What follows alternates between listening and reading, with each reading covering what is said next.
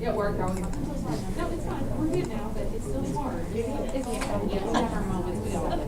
we gonna be online, brother?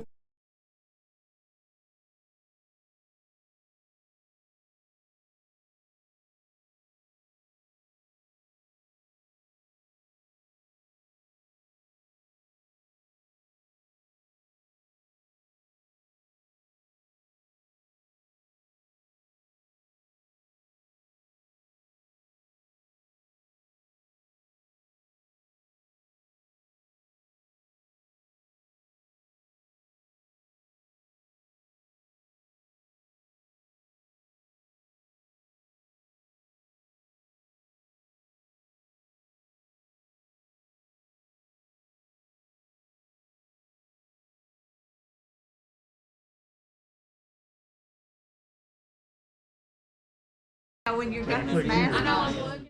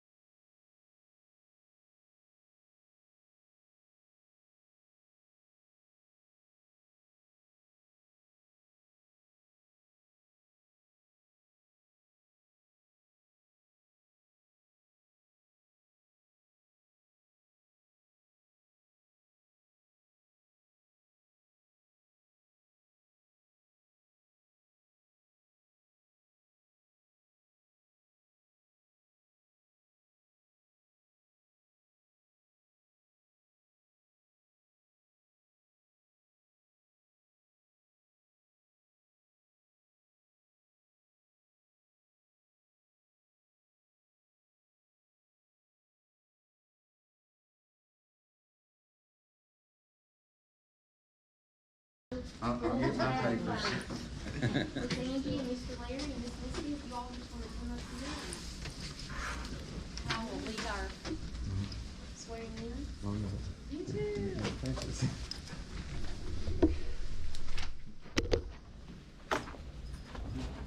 Raise your right hand. Do solemnly swear that I will support the Constitution of the United States and the Constitution of the Commonwealth, and be faithful and true to the Commonwealth of Kentucky so long as I continue a citizen thereof, and that I will faithfully execute to the best of my ability in the office of member of Rockcastle County Board of Education according to law.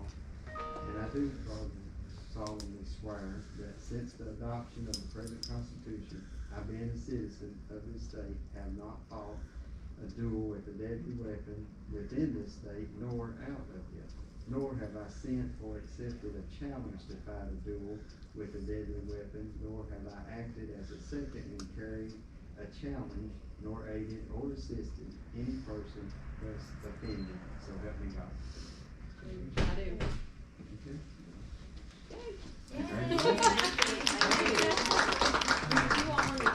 You're with it. I just had to elaborate on that.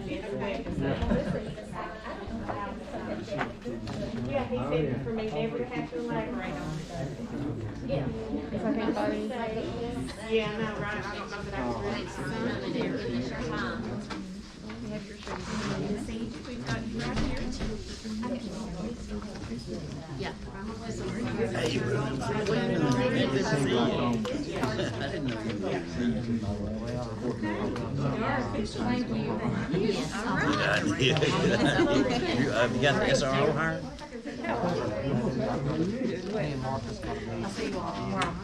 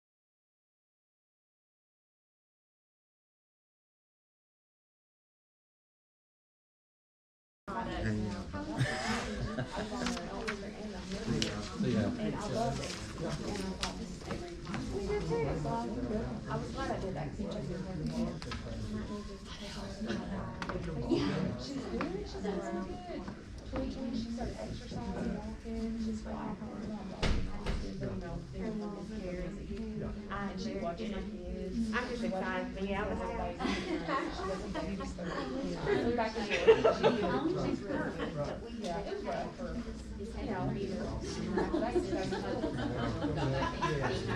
That is the only part that we've ever. I laughed at my kid was like, "We don't have a piece of dirt, Mama, bring it home." And I was like, "You know, you're gonna make it not, baby." She's never actually got another job.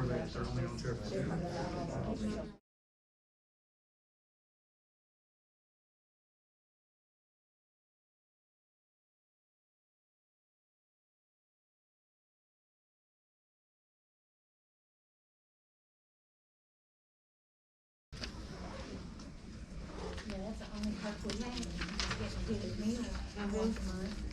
And you're coming on at a bad time. We've always got good meals every month, and today we get nothing. We don't even get a cookie. Not a darn thing. We don't even get a cookie anymore. Throw me my stipend something. and bring me a cookie. Throw me something. Yeah, give me a cookie. And probably, they're doing that because they're trying to talk to them, Dan. You reckon? Probably. Get us out of here first. So, this was written on her. Yes, and that one third paragraph. Yeah. This was written on our. I've never been, I'm aware of any of this. So I'll let you know once.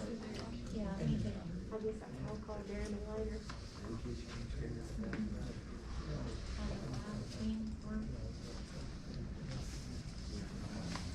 But this is out of his attorney at law, this as assistant county attorney, is it? Yeah, it's not.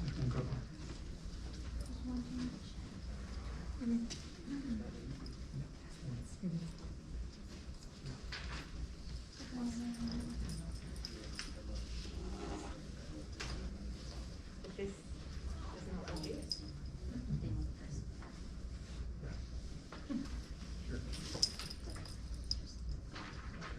We've been misrepresented.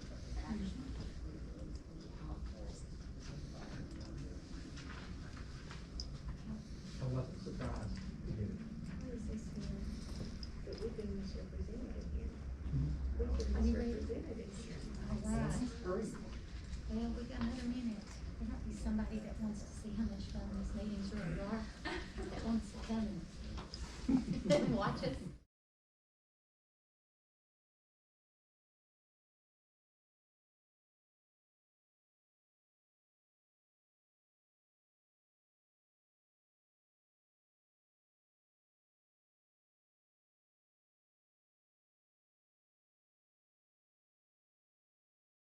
Well, it is pretty much 6 right up and down, so we're gonna go ahead and call the regular Board of Education meeting to order. This is our first meeting for the school for 2021. So, the very first thing, item A, is a moment of silent prayer.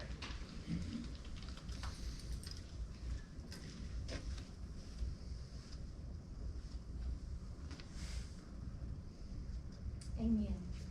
Item 1B is our roll call. Let the minutes note that all board members are present, and we have 2 brand new members that we're very happy to have. Item 1C is the reading of board team commitments. Does anyone want to volunteer to read that? If not, I can do that. Oh, you want to, Misty? I don't care to. Oh, well, you go right ahead then. Let me pull them up here.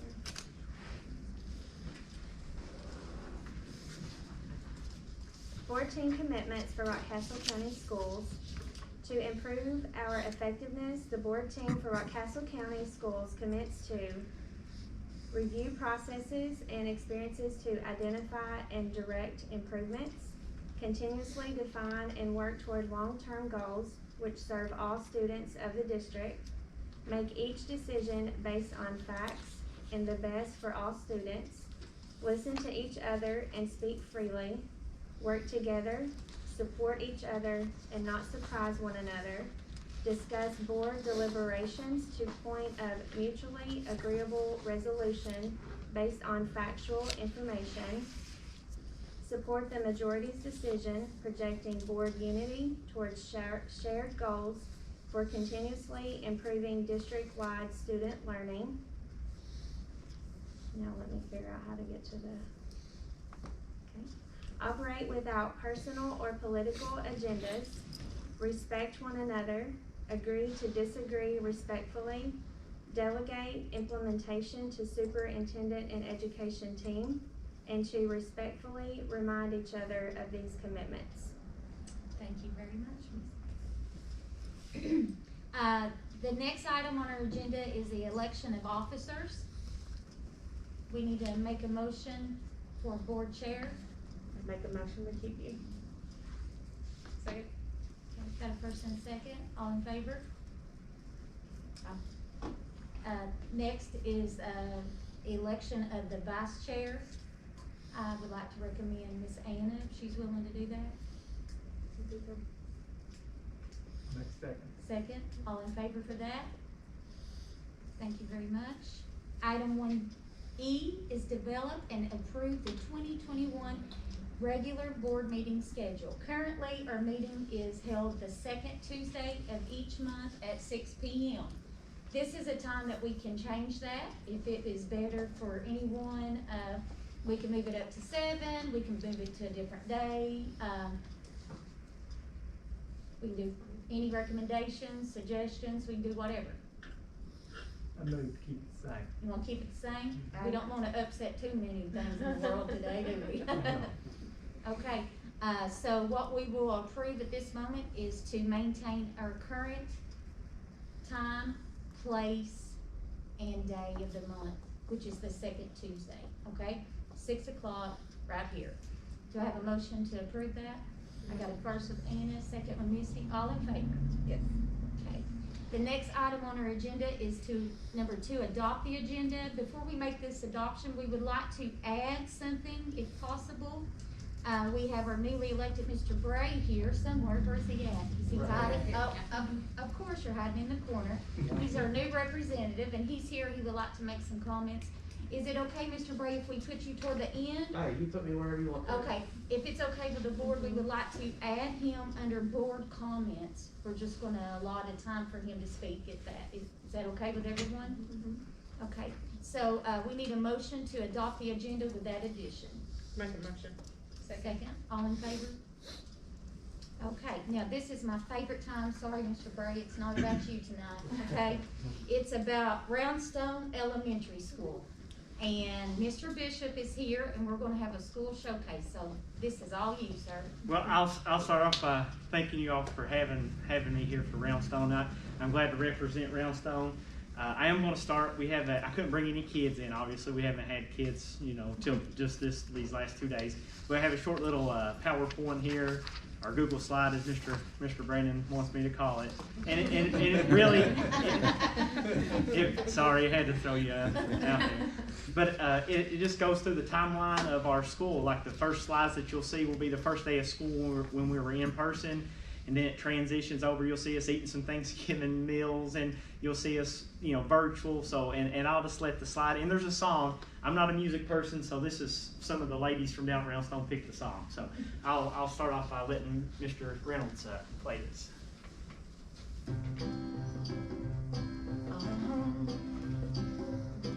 If you ever find yourself stuck in the middle of the sea, I'll sail the world to find you. If you ever find yourself lost in the dark and you can't see, I'll be the light to guide you. Find out what we're made of, for we are called to help our friends in need. You can count on me like 1, 2, 3, I'll be there. And I know when I need it, I can count on you like 4, 3, 2, you'll be there. 'Cause that's what friends are supposed to do, oh yeah. Ooh, ooh,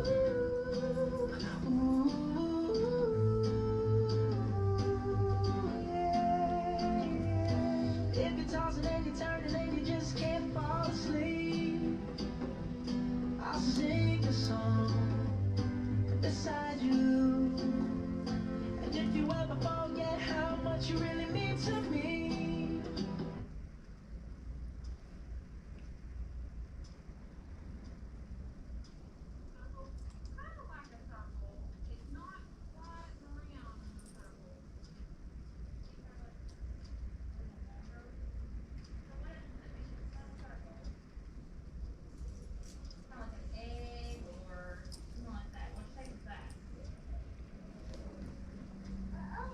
Oh, there you go. So, watch me. We're gonna start at the top. We're gonna go all the way around, and then back up and make it touch. Can you do that? All the way around. There you go. Listen to your video.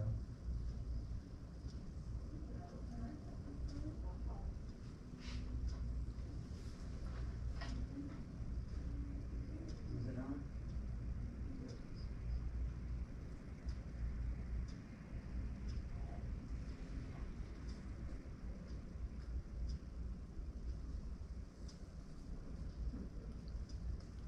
Where that mouth sometimes comes in better. There you go, now go. There you go, now down, 7 times 9, remember, you could turn the numbers around, it doesn't just have to be 9 times 7.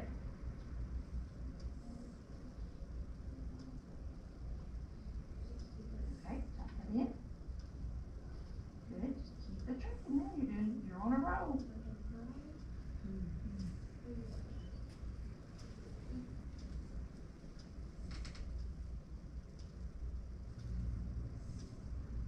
That's right. If you can't learn to lose, you can't play. You've got brothers and sisters. You all sit around and you all think when you're arguing. Can you imagine that in your mind? Sorry, me, he said, but quitters can't play on that team. Yeah, said Lovely. Okay, turn to the next page. Carly. Start right there. Yes. Yes, now remember our name. Garrett.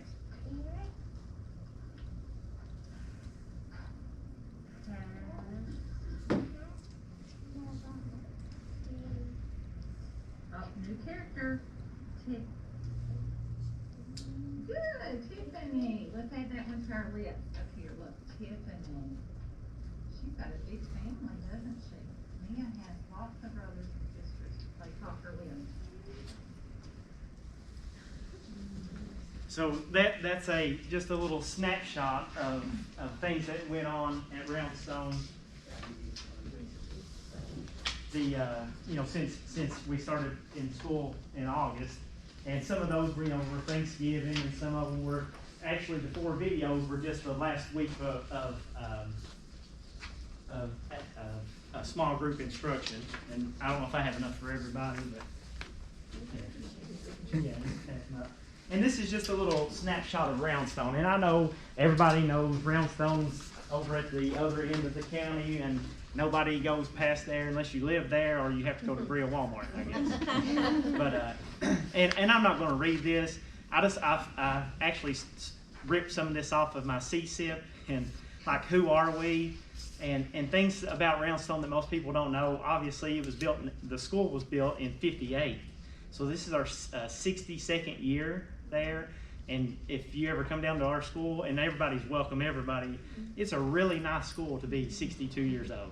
So, I mean, it's really clean, and obviously our custodians do a great job. Our teachers do a great job of keeping everything picked up and cleaned up, and it's a whole body of people down there. Our mission statement, well, I put it on the front page here. The mission of Roundstone Elementary is to promise quality educational opportunities for all students, and that changes now. I mean, it used to be, come to school, here's your book, here's your material. Now, we're learning from home. We're doing Google this. We're I start to say Skyping. That's an old word, isn't it? We're Zooming, we're Google Meeting. We're doing all these things. Things that I probably couldn't have done whenever I was in college, much less a first grader learning how to do these things. So, we provide all these opportunities for our kids, and it's just an awesome thing to see from a principal's chair. It's awesome to see, how everything works. It is stressful, and I'm sure you all heard that. It's stressful on the parents. It's stressful on the teachers. Stressful on me, all the office staff. But we put forth our best effort there. I did want to bring up a point. If you'll look at the bottom of the page, page 1, our staff. I'm a numbers person, so I started doing some math last Friday.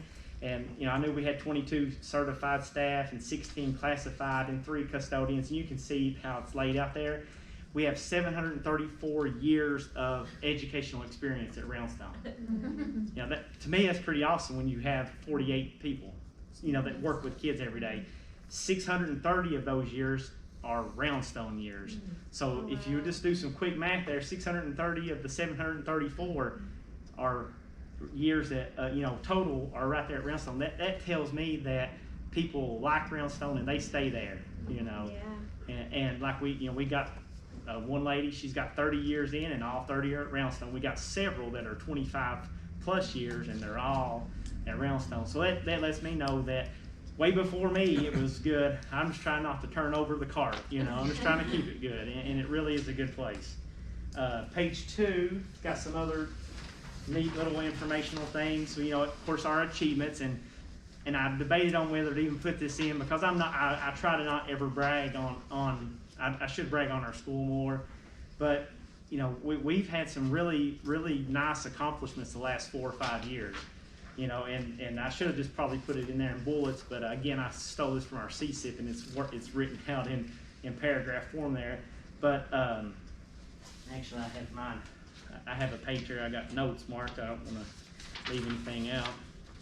In 2018-19, we were a 4-star school. Before that, we were a school of distinction. It's been a really good place, and we've had some really neat accomplishments and honors over the past 4 or 5 years.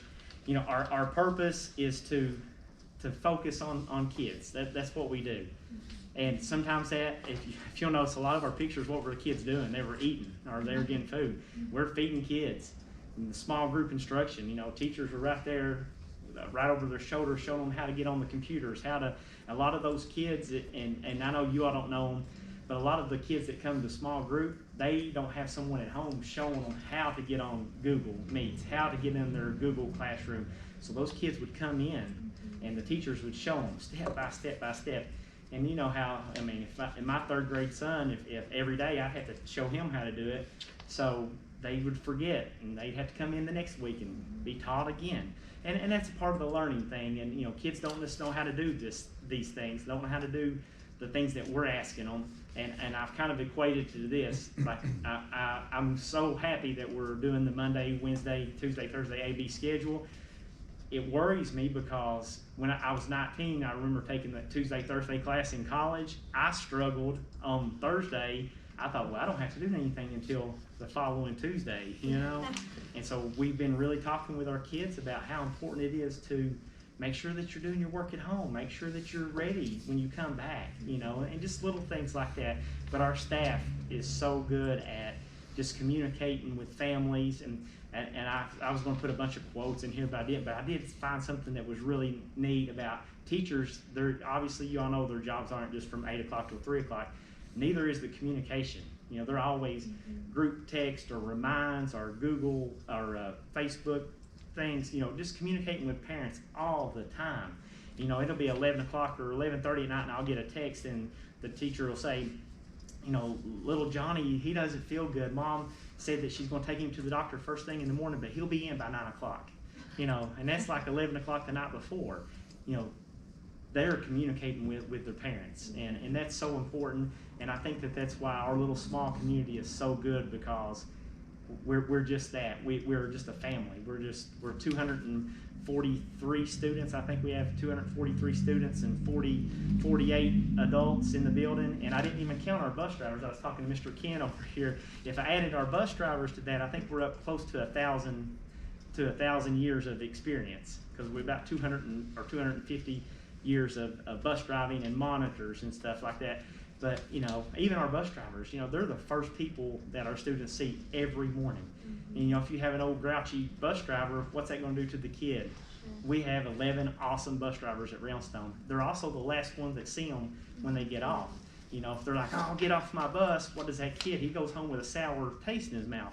We have 11 awesome bus drivers that fist bump them and high five them and give them a piece of candy, and so the next day that kid's ready to get back on their bus again. All those things matter so much, and I know you all see it. I know everybody in the school, they see it, but man, I just wish our public would see it. And I do feel like our public has really taken a big understanding of how important school is.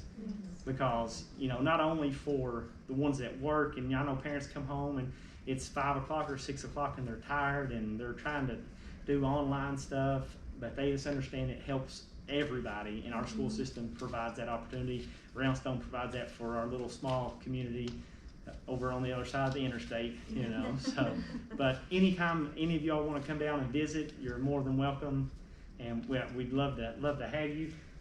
Before I be quiet and get out of the way, I do have a t-shirt. I got a bunch of these shirts, so not just for the board, but if for anybody else wants a Roundstone shirt, I got some different sizes. I got 4 or 5 sizes from adult small to adult extra large, I think. So y'all, I'll have a box sitting out here, and y'all are more than welcome to pick that up. I'll be quiet. Do you have any questions? I don't know what I'm supposed to do. Yeah, I'll just comment and say that, you know, of course, this is my first year superintendent at Rockcastle County Schools, and in the conversations that Mr. Bishop and I have had of working through his professional growth plan and working through the growth at Roundstone, how impressed I am every single time I walk in that building. We've had these conversations of the warmth and the culture that is a part of Roundstone Elementary. When you walk in, there is no doubt that those teachers are there for the best for students, and that those students are cared for. And even this week, you know, I was in several classrooms on Monday at Roundstone and listening to kids read and participating in that. And it just makes you feel really good about our school system to be at Roundstone Elementary. Yeah, the teachers are, I mean, they make it so easy for me. Yeah. Not that it's always easy, but they make it easy for me, and I'm blessed, so I can't go any more than that. I'm very blessed.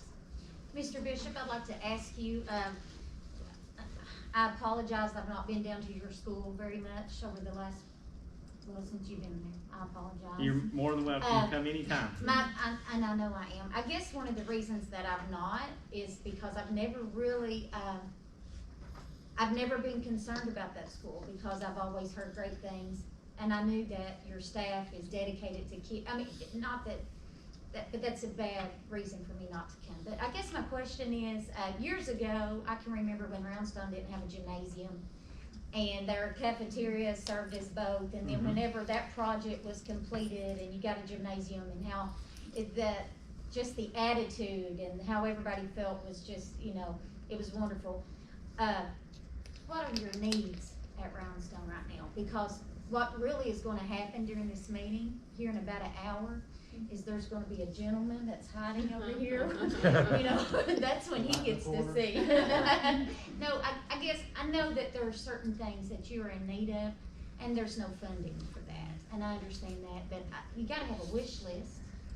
I would probably start with, and I know Miss Jamie's here, probably something, our kitchen is undersized for if and Miss Jamie might speak better to this than me, obviously, but our kitchen is really small and it's outdated, and we push 250 kids through there every day, on a normal time, and they do so much with such a small space, don't they? Yes. And I mean, that would be probably at the top of the list of what, to how that would just alleviate some stress in our building would be the kitchen area. Would be a great starter, Mr. Brady. He's new to the job, so we're just gonna throw it on him here a little bit. I'll have a contractor down there this week. Somebody needs to get him a notebook and a pen. No, I've always, the times that I've visited Roundstone, I just think it's a wonderful school, and yes, I'm old school, and I think about Livingston years ago when I went to Livingston, everybody knew everybody. It was a family, and, and I get that feeling when I go into Roundstone. It is. I think every teacher probably knows every child, whether they're in their class or not. That's exactly right. That makes a child feel special, so. We say that all the time, like, we are literally on a first name basis with every kid. There might be 8 Eli's in our school, but we know if it's Eli in first grade or if it's Eli in second grade, and we know the mom and their dad, and some of our ladies, I give them a hard time because they're a lot older than me. That's what I poke them in the ribs, but they know their grandparents and they know their aunts and uncles, and that just helps us be that family, whenever we're connected like that. But we do know every kid on a first name basis, and I really like it. And I think kids do when they come in and you're like, "Hey, Billy, how you doing?" and you just make that connection with them. I think they really like that. And I know that it's easier for Roundstone than other schools because we have fewer kids, obviously, but that does make a world of difference. That makes a big difference in a child's life too. Yeah. When you have people that are the 5th grade teachers acknowledging a little first grader. Yeah. Makes them feel important. So, but thank you so much. Yeah, thank you all. Anybody else? Do you all have any Yes, questions? if I could, of course, start out with that comment about old people, you better watch it because it won't take long until you'll get there. And then two or three other things, and maybe I might even throw a question at you, not expecting a totally accurate answer, but Roundstone is a special place. And the one thing that stands out in my mind, and it sounds like it's still there, is the community support.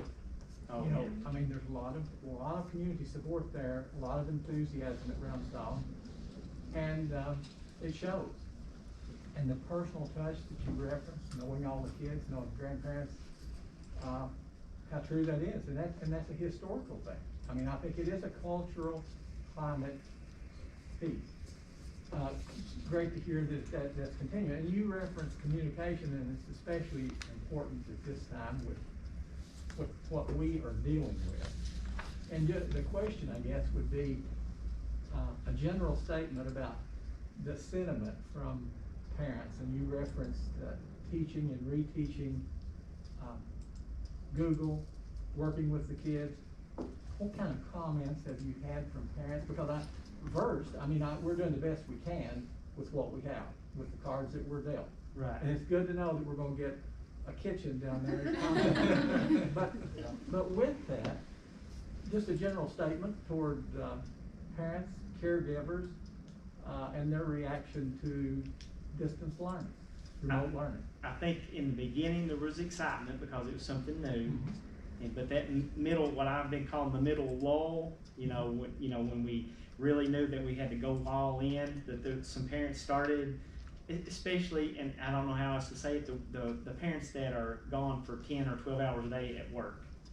And then maybe the kids are at grandparents, and grandparents might not have the technology, those types of things. Then they get home at 5 or 6 o'clock in the evening. Those are the parents that I feel like that they really started struggling with, because it became a second job for them. Yeah. They felt like. Yeah. And then, but now as the kids have really learned, the kids had just gotten their Chromebooks at the start of the year, and they didn't really know how to use them yet. It was all new to us. Mm-hmm. Once they start figuring it out, and they know that we're at the other end of the phone, or they can come in during the day and do those things when we were doing NTI, then they're like, oh, they started picking it up. And I ask all of our teachers to reach out to the parents at in that middle wall, and tell them that we're a partner, we're working this together, and we need their help just as much as they need ours. And that was kind of the road that we took with it. Right. Was that we will do everything, we will provide you with every opportunity for your kid to be successful, and that's kind of been our motto during this. The opportunities are there. Call us, text us, stop by. Here's what we need to do. Here's what your kid needs to do. We do have to have a little extra work from you, and I know that's tough. Yes. during those times. But I feel like the parents have started swaying back now that they're learning it. It's when you learn a new social media format or something. Yeah. It's tough in the beginning, but once you figure out where everything's at, what to do, then you can. Those parents and grandparents and aunts and uncles, they can work through them, and the kids can do that as well. Yeah. And this is a comment I'll hush. Teachers, you reference teachers and how hard they're working. Of course, I know that's true, because they're working harder today than they did yesterday or last year, and how difficult this is for the teachers. Of course, it's about the kids, but the difficulty in teachers working through remote learning, and the issues with internet access, and then the support or the ability from caregivers really loads the teacher up. And you talked about it is stressful too, but a big shout out, pat on the back to your teachers and yourself for, that sounds like, making it work the best we can for the current time. Well, thank you, and I'll let them know that. I appreciate all of y'all for everything. Thank you. Mr. Bishop, yes. I'm sorry, Go ahead. Your student population have you come across very many children that their internet access was, okay, where I live, it's really sad. We did have a few households, a handful or 2 handfuls of households. Mr. Brandon, I know I was giving you a hard time earlier. He took care of those, and I even went on a home visit with one that they were having trouble, and they had the device and just didn't understand how it needed to come on and stay on, and just little things like that. And again, it was teaching. But you had good signals for all of your students? Yeah, everything was good. Once we got to those houses and we figured out, and sometimes that communication, you'd call and then, okay, it is their internet, and then, get that device out to them, and, but once we got it, it was good to go. I'll follow up with Mr. Hammond. I guess we've had all first-year teachers, and so I think they've all done really well with the hand that they've been dealt. Since we have come back from Christmas, I guess after Thanksgiving, and everybody started the Google Meets, how are your teachers doing their Google Meets? Are they actually teaching in a platform, or what are they doing how are they interacting with their students during that time? We do, especially 3rd, 4th, and 5th grade, they'll do the Google Meets, and those kids it's a little easier for them to get on. So it's almost like a classroom setting, and yeah, they're teaching or it'd be a small group, I may, if I was the teacher, I may have 3 or 4 on at 9 o'clock, and then if the next group was at 11, and that would give them some options of when they could get on and meet and talk about the work, and then if they had questions, that type of thing. Now our younger kids, it's a little harder because the parents actually have to be there, and so, but we did do some Google Meets with our younger ones, but it wasn't as frequent as the older kids. Great, good to know. Thank you, Mr. Thank you all. Thank you. Appreciate you and your staff and your families. I will definitely. Please Thank you pass all. that on to them. I told you, this is the highlight of our board meeting, okay? Now it's all downhill from there. But next time, if I get to do this next year or whatever, maybe we'll have kids and Bring they some can, kids. they can Yes, come up that and would do be some right. stuff. Yeah. And hopefully maybe, maybe as a board, we can get to your, I'd love to come to your I school miss sometime I when miss it's so, going to you the know, schools. when we Yeah. can, we'll try our best to be there. Okay. We used to always do that. We would go to each school every year. I miss that. We need to try that. We can do that. Yeah, As soon we need as to try to do that. As soon as we, COVID regulations are lifted, we'll Yeah. start that we'll again. come visit you. Sounds good. Item 4 is the operations and actions. Does anyone have any questions? I have a question, of course, I talked to you and Uh-huh. Ms. Ballinger, and I think it's worthy of bringing that question up, or letting Ms.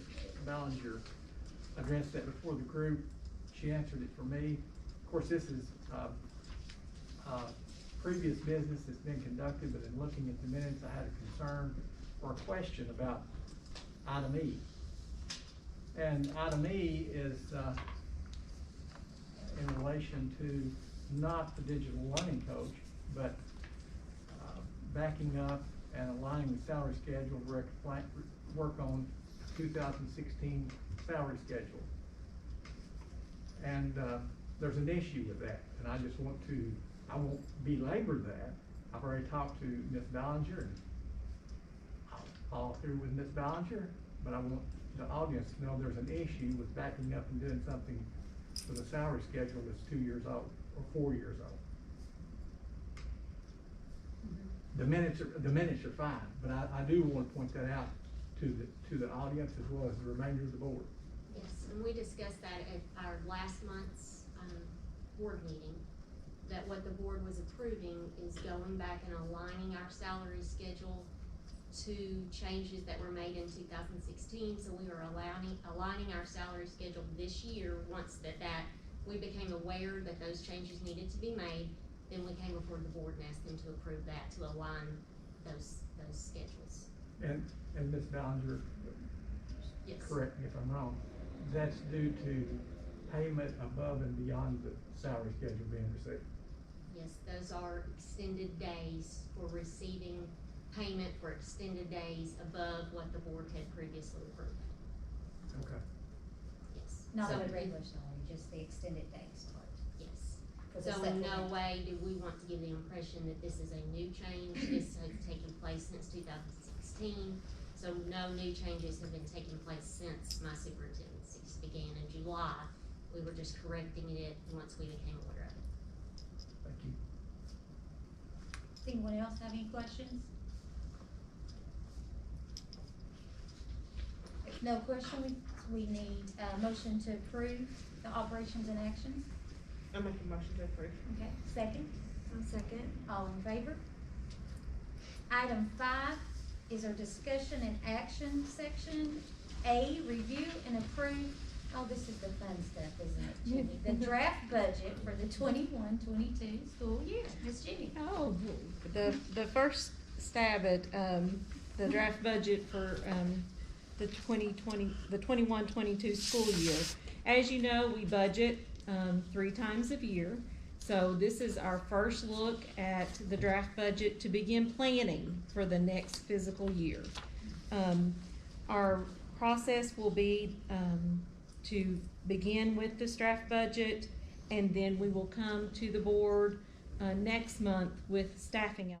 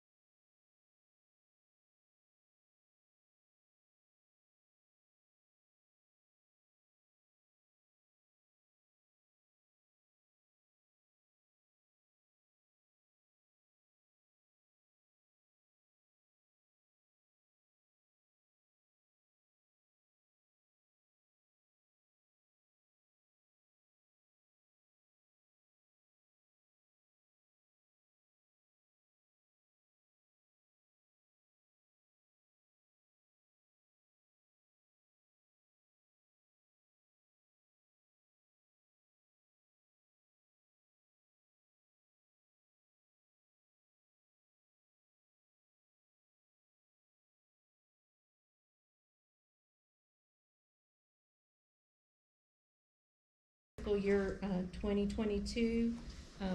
We usually get that a little later in the spring, and we will, provide that information once it is available. One of the things I wanted to mention is to quote, this morning, Mr. Hopkins and I participated in, a professional development webinar, and Dr. Glass, the Commissioner of Education, spoke, and he said something that I thought was worth repeating here today, and that's related to SEEK. And he said that, you know, SEEK has not kept up with inflation, and we've talked in our meetings before that there has not been an increase to SEEK, and you know, that has not kept up with the increases that school districts face. He said that we all need to continue to advocate for SEEK to catch up and keep up so districts can make the decisions that best serve their districts. And I think that's so very important. It's important for the legislature to have that at the forefront of their work. You know, we have students that have needs that need to be addressed on a continual basis, and as learning continues to evolve and change, and it has changed so much with COVID, and we have had so many needs, SEEK is a very important aspect of the budgeting process for our district and for the board. So I just wanted to reference that. It's a very important conversation for districts all across the state. The draft budget keeps SEEK allocations, you know, at what they were at currently. So we've just based that on prior year revenues received, prior year SEEK, and the staffing in each budget includes budgets for our current staff. We are currently in the process of receiving letters of intent from all full-time classified and certified staff to know if they plan to return next school year. We may have some staff that have made the decision to retire, and that's important for us to know in the budgeting process. We also utilize this time to survey our staff to determine if they are going to have a rank change, and we will include that in our next budget process. So those numbers are not included. But another really important consideration in this draft budget, and we've talked about this, we've had this conversation before, the CERS rates that are on classified employees, those are set to increase 12% every year. We were very fortunate that this year, this fiscal year, those rates were frozen. So the current rate is 24.06%, and next fiscal year with that 12% increase will be 26.95%. For Rockcastle County Schools, that is an increase on just one small part of our budget, but an increase of $125,045. For districts to sustain that's 12% increase year after year, that's without increases to SEEK to help keep that up. It's very difficult. It's putting a strain on our districts, putting a strain on the services that we provide in Rockcastle County Schools. So I just wanted to share that number with you. I think it's important as we move forward, and important for us to think long range about those increases and how we will continue to address those. Next, whenever we come back to you in May with our working budget, you know, we will have more information, more details on you know, possibly what's happening with SEEK, and we'll be able to include that in our draft budget. We can go through some specific areas if you would like, but our budget is based on prior year revenues, prior year expenditures, and anticipated, expenses and revenues for the next fiscal year. Miss Jenny, I know that we had received some of the money that was Yes. set aside for during the pandemic. Where could that be reflected in our budget right now so that, like Miss Woods, whenever she goes to compare numbers, we won't think that Mhm. we gained a bunch of money and we're gonna keep gaining that every year, you know? Right. And that's reflected in Fund 2, and the draft budget does not So that's include not gonna be in this, Fund okay, 2. okay. But we'll talk about that more, when we look at our next budget. We can designate the differences Because you're there. gonna see a big difference in numbers Yes, yes. on that line item. Yes, we will show an increase in Fund 2, a large increase in Fund 2 expenditures compared to the prior year, and it will be because of, the COVID relief funding. Could you also give us sort of like, just go over like a time frame of what to expect as far as we're receiving the draft budget tonight, next month we'll do our staff allocation. Could you kind of do us Yes. a time frame of that? So next month, Ms. Ballinger and I will be working, to review our staffing allocation and how that aligns to the budget information that we have available at this time. We will present the staffing allocations in February and come back with the working tentative budget in May. What about salary schedules? When is that in Typically, at the. March, April? We typically do that at the same time and, present it, prior to the budget because you're basing it. So we'll probably do that next month as well. I was just kind of wondering, And- you know, that way they would have Mhm. that And it- timeline. It's so different than. Yes, and historically, we have done those at different times, or more than often, we have done those together.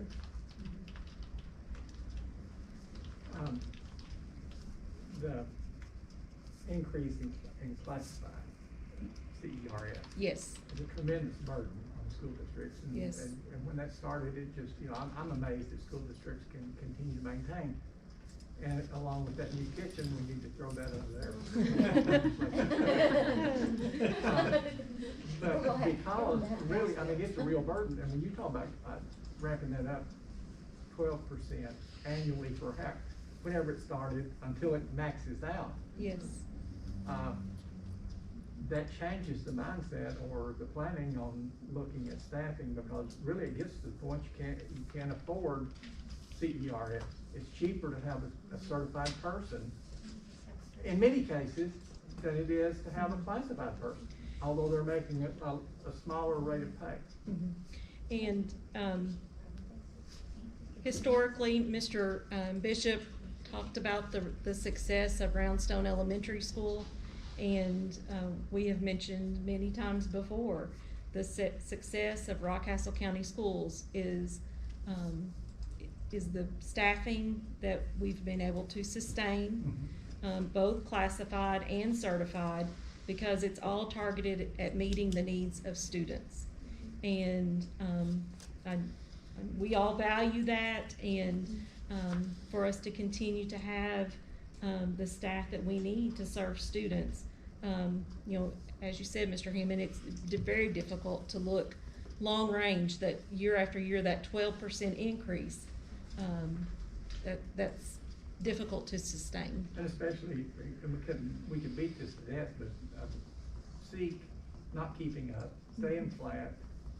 When was the last time you had Maybe it's an not increase? declining, but it's certainly not keeping up the pace. One thing that Mr. Bishop had said earlier, and I wanted to calculate exactly what it was, but I know that we historically here have had what I view as low pupil-teacher ratio, lots of staff, and that's still the case with Roundstone. But when you throw in the administrative staff and whatnot, it's probably somewhere around, in that special ed and all, somewhere around 15-1. Or that's what it looked to me like. And then with that, and I'll stop on this too, before I get gone. I won't take too much time. But looking at the salary, you know, salary schedule, and then looking back at the minutes. I would like, because I think it's a teaching tool for board members, and we need to look at where we were, where we have been, see where we're going. And then, of course, with the forthcoming second round of, if we want to call it stimulus, you know, we're going to get, if you listen to any portion of the webcast today, sounds like the funds are, and I'm making light, I shouldn't be such a sarcastic person, they're just gonna, it's gonna be Christmas for a long time. But someday out there, Mr. Bray, somebody's gonna pay for this. Absolutely. And of course, we're gonna use those funds wisely if we get them, but for the short term, for school districts, sounds pretty good. I mean, and it's, in the absence of that, we certainly couldn't have made it through COVID. You couldn't, everyone couldn't have this.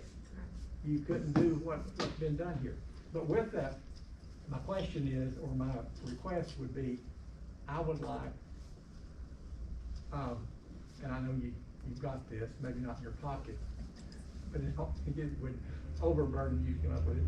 I'd like the salary schedule for the last 10 years shared with this group, okay? No problem at all. To look at where we've been, and then plan for where we're going. Because in that, as I bragged on teachers, and it is about teachers, you know, I've emphasized where I am, everybody's a support person. Everyone in here is a support person to make it happen for teachers. Teachers do the work. That's what it's about. And I know that teachers have not received, nor am I promising this on behalf of this board or the new legislator here, but we need to look at their salary increases over historical data, see how it measures up, do a comparison, because those numbers, the small numbers, if we have a lot of staff, we cannot afford as many salary increases, long story short. And I'm not saying cut staff, but that's a consideration that we have. And as you look at the allocations with Mr. Bishop and the other principals, I know that you look at that on an annual basis. Yes, and we've already started pulling those and going through and reviewing those allocations and where we are as far as certified staff, classified staff, student to teacher ratio, Yes. looking at all of that, looking at our special education needs, what are caseloads at all of the schools. Yes. So we've already begun that work. Ms. Wendy has been a part of that, so we're already moving in that direction, so when February comes, we're prepared for that. That you was talking about the salary schedules over the years. I attended a meeting back whenever we had meetings in person, and we looked at overall the raises that was given, supposedly supported by SEEK over the years to our teachers, and it's embarrassing. It truly is embarrassing to the ones that we are entrusting the future of the world. We entrust our children in their hands, and then the raises that we're giving them, it's very sad. And with that being said, I mean, it disturbs me. No wonder there's going to be a falling away of people who choose this profession. Let's put it that way. It's a challenge. A big challenge. Ms. Jenny, do you have anything Excellent, else? and I completely agree with you, and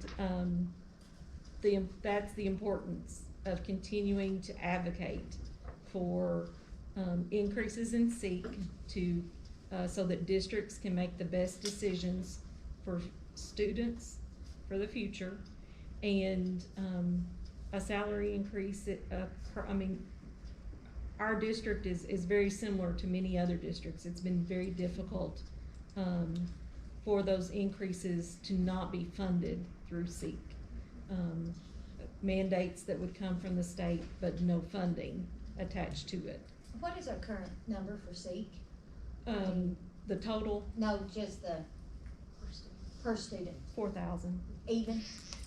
There's add-ons based on. Yeah, based on the needs. Yes. When is the last time that increased? What? Oh, they say it increases every year, but, I mean, and But they it probably do increase it $20, but then they stick a $100,000, CERS you know, increase, so you lose your $21. And transportation continues to not be fully funded. Transportation is only funded at 60%. That really puts On a a good day. hindrance. On a good day, yes, sir. Not many buses for you, huh, Ken? So I don't get a request, Mr. Ray? You can. I'll say one more, direct this to Mr. Bray, and I know Mr. Bray's gonna talk to us in a minute. But along with all of this and talking about funding for school districts, without getting too political, the political party that I am a member of, okay? The big off that I've had, the biggest difference I've had with that party all my life is nothing but this. The view on funding for public education is not there. And so with that, Mr. Bray, any move, and I'm gonna send you and, the other 3 that I'm associated with, and maybe some others too that I know, any move to give a benefit to this lady here so she can pay for her tax tuition at the cost of the public education is a bad move. Any of those tax credits, anything that goes toward a voucher or anything that smells like that is a bad move toward public education. End of comment. Aren't you glad you came tonight?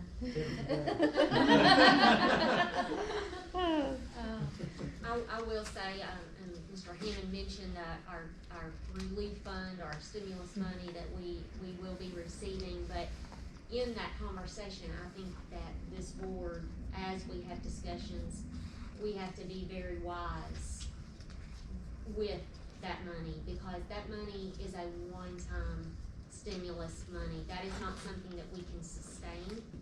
So as we look at spending that and how we are going to focus on improving student growth and student learning with those funds, which through our webinar today, that is the focus of this money, is educational loss over the COVID period. We have to be careful and wise and thoughtful that we do not put programs in place or staffing in place that we can't sustain over a long period. Because if we do that, then we might be having some relief for the short term, but in the long term, that's not, financially wise. So we've got to be very careful about how we're going to be utilizing those funds. So we'll see the financial impact next year and the next year. Right, so we have to be forward thinking with these funds and see how that we're going to apply these funds to meet the needs of our students and this educational loss that we all know has taken place. But we also have to be thoughtful and make sure we're not putting in something into place that we can't sustain. I think that it would be really nice, instead of handing down a stimulus package again, all of the money that's been taken away from us through grants that we've lost over the last 10 years or so, just giving that back and maintaining that, we would be real happy with that, wouldn't we? Andy. If we have no other questions, Miss Jenny, thank you so much. So we'll hear from you again about this. And I know, because I've had to do it myself, anytime you have questions for Miss Jenny, she will answer your phone calls, and I don't even think she ignores it. I mean, I think she answers on the first ring, so. But with that being said, we need a motion to approve our draft budget for school year 2021-2022. All in favor? Okay.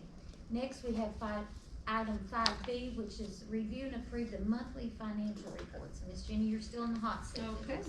You have your month-end financial report for the month of December, and we'll give you an opportunity to glance at that. That's been uploaded into SharePoint, and be glad to address any questions that you have.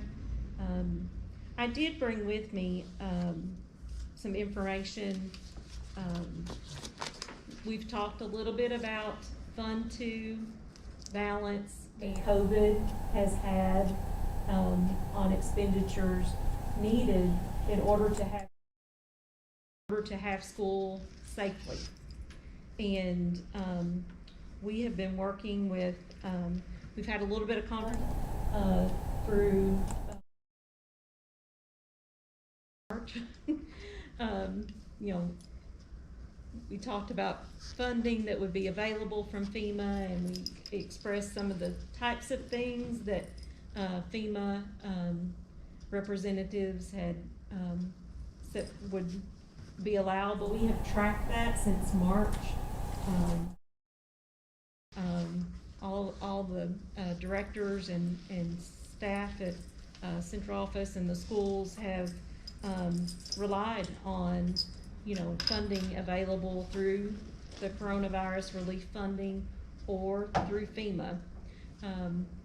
Prior to our last meeting, it was like that day, we were in a webinar in not only Rockcastle County, but every school district in the state of Kentucky received some difficult news to hear when the very representatives from FEMA who had, you know, we'd had multiple trainings on the types of things that would be allowable expenditures that, in fact, we were not going to be able to claim. So since March, I've worked with 4 different consultants from FEMA, routinely assigned a new person, and to my knowledge, I asked the question of the representative that I met with last Thursday if, in fact, has any school district in the state of Kentucky received any reimbursement from FEMA? And to her knowledge, they have not. School districts and finance officers have spent a tremendous amount of time tracking information, and you know, we shared with you that we felt very, very good about the expenditures that were made and the effort that was made by staff to make the purchases we need in the most economical manner to be good stewards of funding. And at this time, Ms. Angie, you mentioned you know, the funding that we've used related to the coronavirus. We've utilized all of our CARES funding. That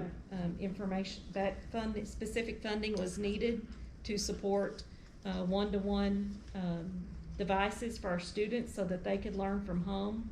Rockcastle County did not have a wealth of Chromebooks. We had a couple hundred Chromebooks district-wide, and certainly not one for every student. So we had to make those purchases, and that's where our funding was utilized, not leaving the funds we needed to sanitize, disinfect, purchase masks, have an isolation room for a sick student, thermometers, all those things. Currently, we have about $348,000 that we have been, that's in Fund 2, so you'll see the number in Fund 2 is reflective of that. And we do not know if we'll get a reimbursement from FEMA or not. We are going to continue to work with the representative. We have another meeting this Thursday with her, and we'll continue that process to seek funds. But prior to the very, very new information Mr. Hammond referenced, we did find out today that we will receive a second stimulus from CARES, and that is a huge relief that we'll be able to cover those expenditures. But it was very disappointing to go through the process of working with FEMA, and every school district in the state, you know, heard the same information that we were going to be able to access, you know, funds. So it is a relief to know that. And now you're just not getting a response about FEMA money. We have most recently. We've been working on this, you know, like I said, since March. But last week I had an excellent session with a representative. She's out of Georgia, and she and I have a follow-up meeting on Thursday.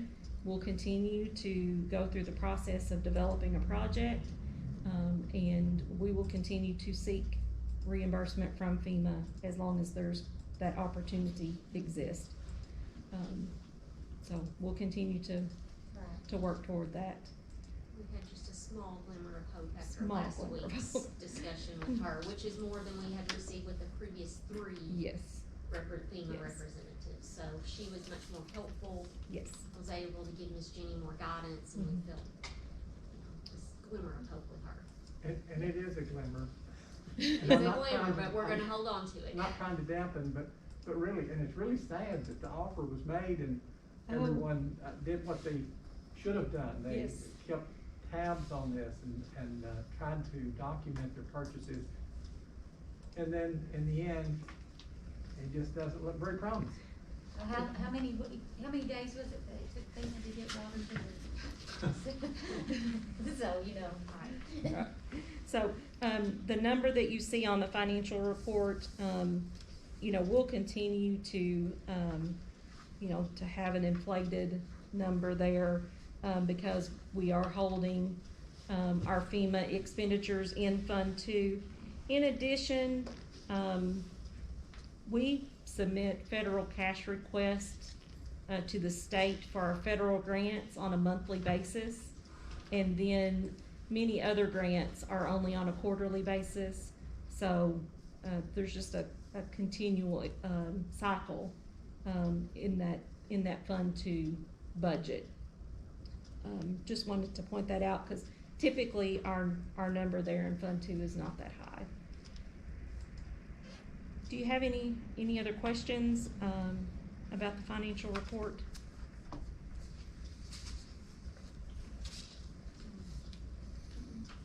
Miss Angie, I would share with you during this time, the finances is the hardest thing about trying to understand anything to be on the board.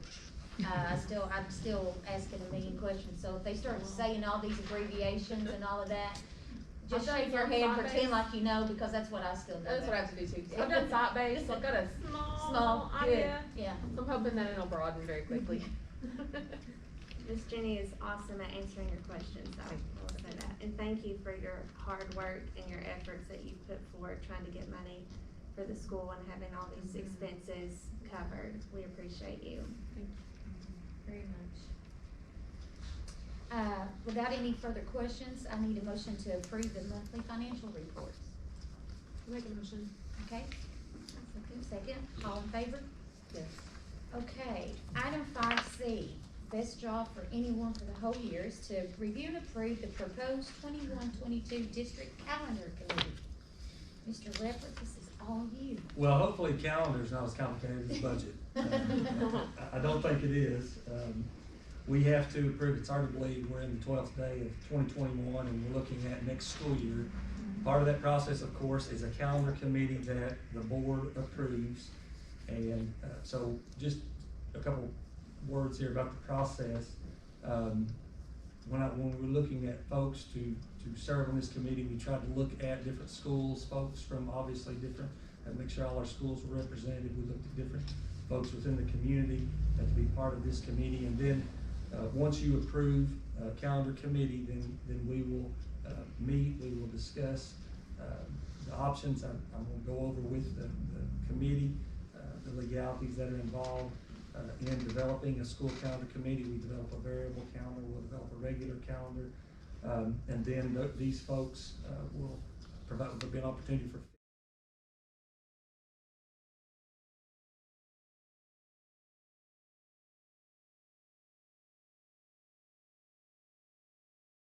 and then we will come back to you with the calendar, and then it has to have 2 readings.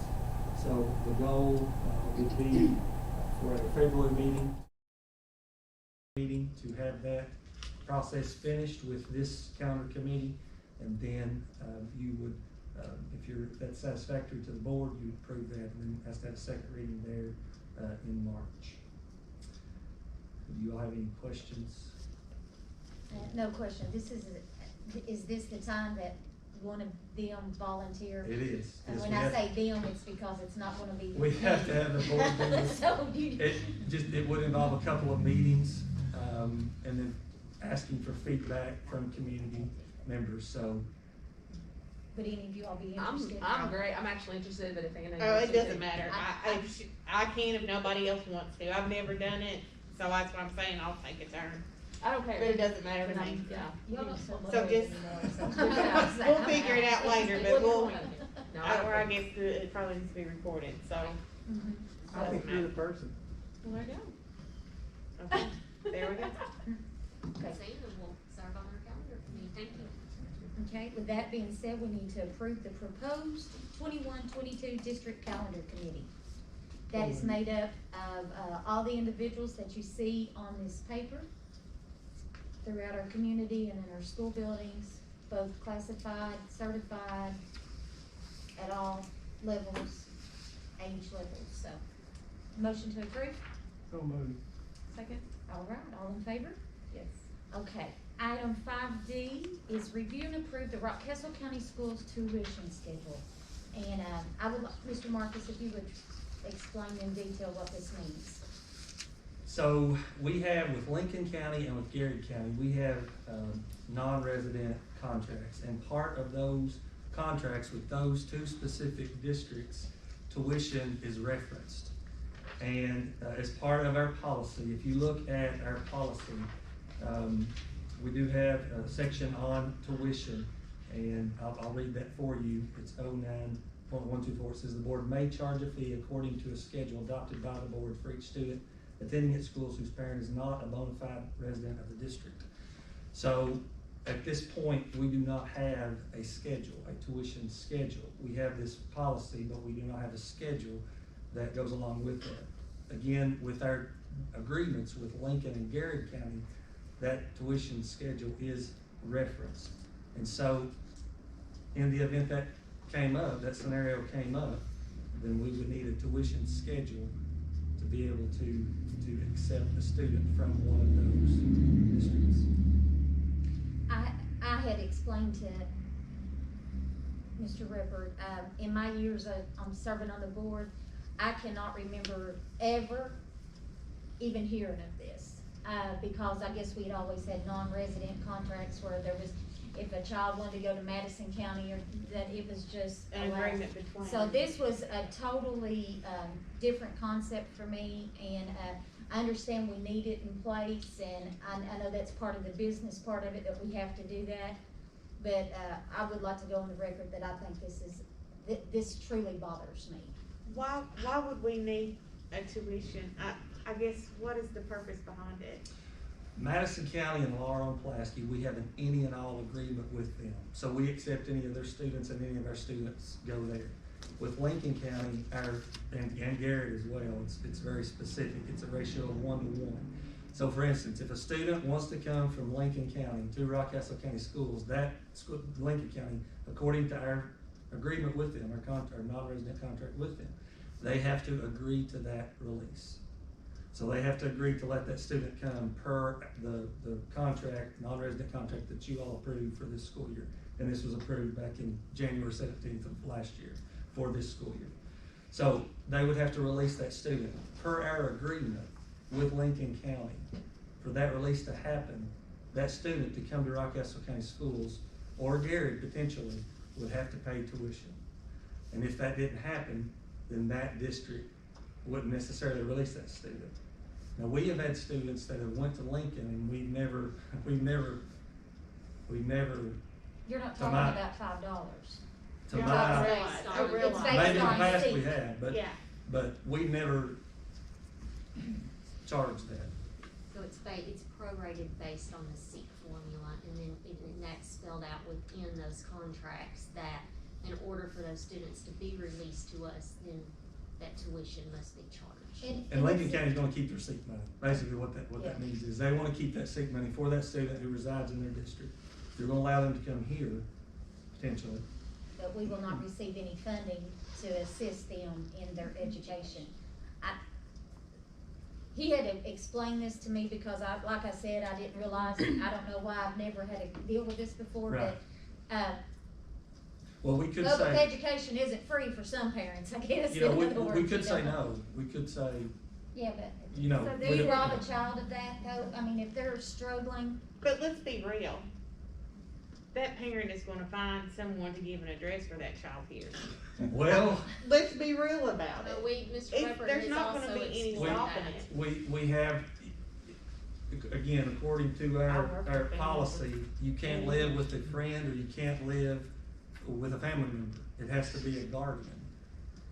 So they could do that. They would have to go through the legal process of giving guardianship, which is different than power of It's attorney. just a paper sign. Guardian is a little different than that. POA, power of attorney is, we do those quite frequently, but guardianship is a little bit different. So they would have to go through that process of having them living with a guardian that's residing within Rockcastle County School District, and then it would be an issue, but they would have to be a guardian. When has that changed? Well, legally, the guardianship and power of attorney are not the same thing. I realize that, but like, I've done this for almost 20 years, and I see stuff across my desk all the time that says, little John lives with whoever, and I give permission for medical treatment and school enrollment, Right. blah, blah, blah. Yes.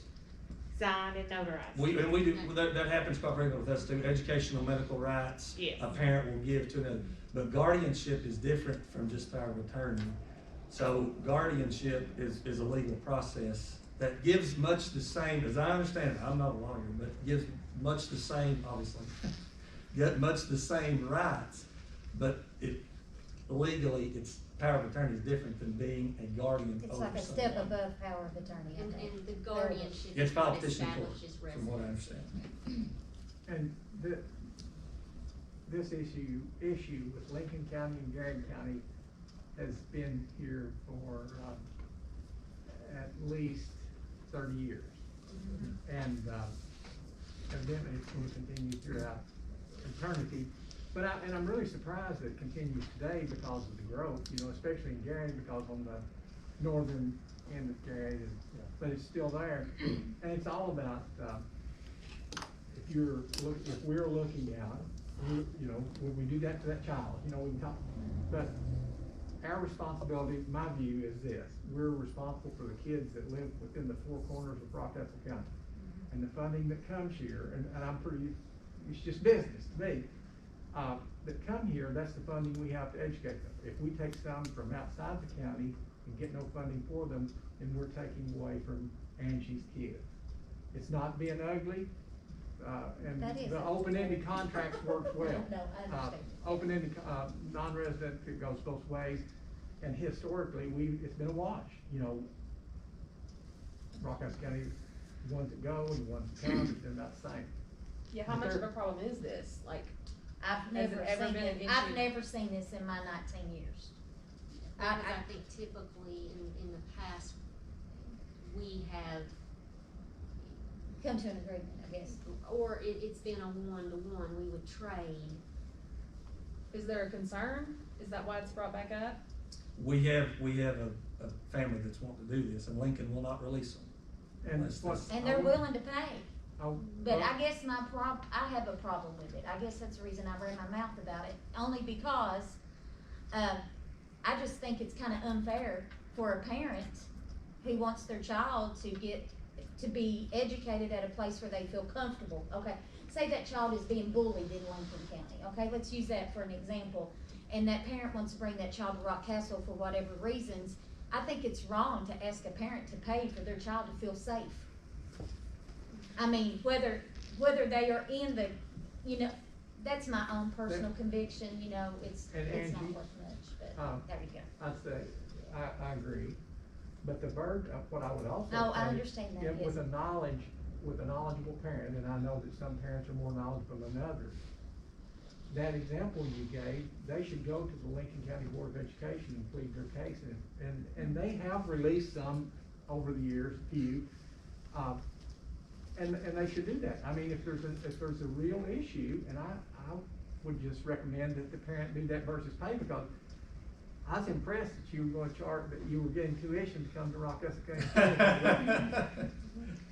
So this would set up a system to where if this ever happened in the future, that if parents have the money, if they're, for whatever reason, they can do that, And if that's you- something that they choose. Yes, ma'am, and you can read there, what the issue is that we need, it says according to a schedule adopted by the board, well, we don't have that. So this is a schedule that would be adopted, and if you look at it, it says they could pay at the beginning of the year, they could pay half at the beginning, half at the beginning of the next semester, or prorate based upon when the date of transfer This is or just release. like, okay, So you live in Rockcastle. it's just a process. Your daughter goes to Madison County. Mhm. If we didn't have the contract that we have, then, your child would have to come to school here where she knows no one, or you're gonna pay Madison County the seat dollars. Yeah. Is this common practice in districts? Not necessarily here, but now, I I'd think say big over districts. north, probably I'd say more like west. Boyle County, Danville, It's certainly you more know, common. I'd say that's, And that's probably why that they have that in the contract with us, because they have that with other districts, I'm assuming. I think so. But what Anna said is true, or what I'm gonna get out of what Anna was getting at was, most of them will come up with the means to beat the system. And if they move here, you know, if they do, They're going to if they go through the I process, see it all the we time. reimburse, they live All in the the time. county, they're defined as a resident, Yeah. then none of this matters. It's a mute conversation. Does this also set a precedence for later on? probably. So is that gonna be a problem? I don't think, I think it would actually help us, because it would, who's gonna pay, you know, in reality, Right. most parents aren't gonna do that. So hopefully, and I don't, this may sound hateful too, but we want students. But Mr. Hammond's right, our first obligation is to our students in this county, so maybe this will be a deterrent. Right, yes. And you know, that probably doesn't sound the best, but. Well, no, we Well, I average understand. about the same number every year of students going inside, and, I mean, Well, we isn't it, I mean, it's a wash usually, right? we typically, we don't have a lot going to Lincoln just because of the nature of our agreement. But we occasionally we do, I'm not saying we don't, but it's like if you looked at our list compared to Lincoln, compared to Madison, and Laurel, and even, you know, even we've got several more in Gary, we don't have a lot in Lincoln.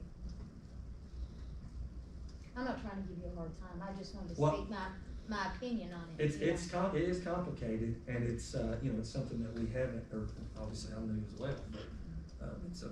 So now, in the public's eyes, Mr. Redford, you're charging children to come to school with you, okay? So, you can go on the record with that if you want. Now, the board has to approve this, is that right? Okay, does anyone have any other questions? Okay, if not, I need a motion to approve the Rockcastle County Schools tuition schedule. I'll make a motion. Need a second? Okay, all in favor? Next, we have item 5E, review and approve the 2019-20 nutrition and physical activity report. Ms. Jane? I'm sorry. The nutrition and physical activity report is something that we look at each year. Just keep in mind when we're looking at these numbers, we're looking at last school year, so that year was cut a little bit short. So we're looking at August 2019 through March of 2020. First of all, I'll note that since 2015, we have been a CEP district, so all of our students eat free, which is a great blessing to our students and families. Just jumping on down to breakfast. In a typical year, not a COVID year, we have a 4-week menu cycle. Our middle school, Mount Vernon Elementary, and our high school started offering second chance breakfast around the same time as we became CEP. So that gave our students an opportunity between first and second period. Maybe they got to school a little late, they didn't have time for breakfast, they could get breakfast between first and second period, so it made it a little more convenient. And we'll continue that when things get a little bit back to normal. If you look at breakfast participation, even though last year was cut short and those total numbers are smaller for the year, you'll see that the percentages actually went up quite a bit in breakfast participation. So that's a good reflection of our program, I feel. Any questions about breakfast? I'll try to ask questions between sections. there's been a great increase in breakfast since we became a CEP district. I think when we very first started in 2015, breakfast participation was around 20%. So we've come a long way since then. Now, do you, now, what about second chance breakfast and like that? Does every school do that? Any school do that? Mount Vernon and high school and middle school, because they're a little larger and it might be tougher to get all those kids through the line first thing, that provides that opportunity later in the day. Our lunches are planned usually on a 5-week menu cycle. That gives us an opportunity to provide a variety of foods, especially making use of our commodities, which is our free food that we get each year from the government. All of our menus are compliant with USDA guidelines. Let's see. In a typical year, I hate that I keep having to say that, but all of our students have the option to choose from a hot entree. And then a couple of years ago, we started offering the chef salad at all the schools, which was very popular, even at elementary. Is that available at elementary schools? Typically, yes. Really? And they're pretty popular too. You wouldn't think little kids would like salads, but they do, and a lot of them eat it without dressing, so that's always shocked me. Last year at the high school, we added what we call a third line, which was the convenience area out front in that newly remodeled area. We added the freezers, and not freezers, but coolers, that allowed us to add items like sandwiches and wraps and protein packs and fruit salads and those type of things. Awesome. Now, how is that, so if they go through and they get a protein pack, that's substituted as their meal, correct? They would, if they got like a protein pack that just had, let's say, cheese or yogurt or something, they would also have to take a fruit and a grain or 2 more items. Someone's there to monitor what, yeah. Yes, yeah. And looking at our lunch participation numbers, you'll see that in the percentages, we also made a small gain in our participation in lunch as well, so about a 2% gain. Any questions about lunch?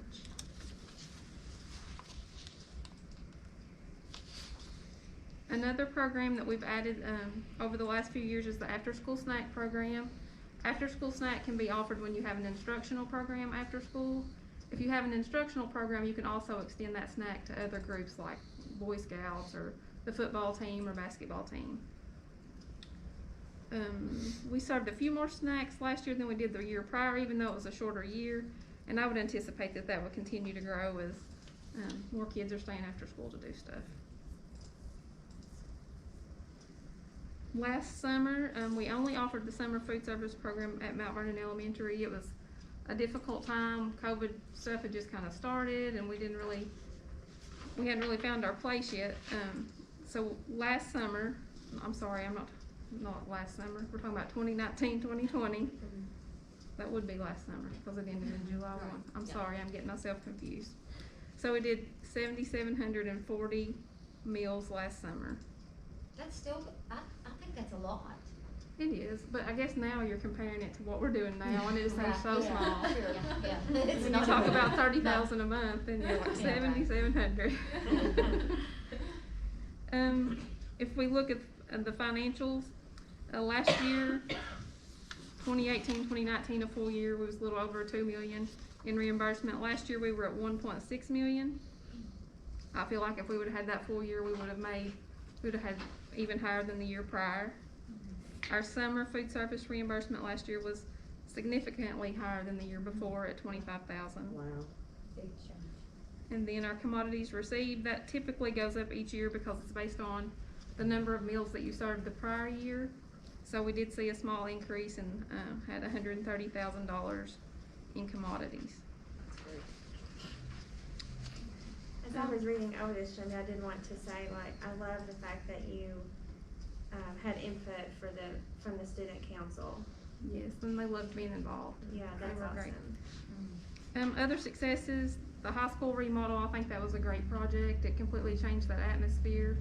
The kids have enjoyed it. Yeah, that third line, that definitely increased participation with students too, because it was quick and they could just grab something and pretty much be on their way. At Roundstone Elementary. So even though the kitchen's small, they do have some pretty nice equipment.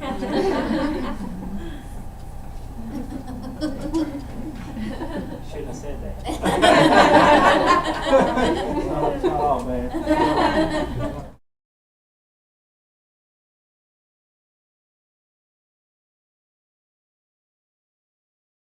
The food service side. On the other side is, information about the physical activity environment, and I would kind of rely on the principals to share this information with me.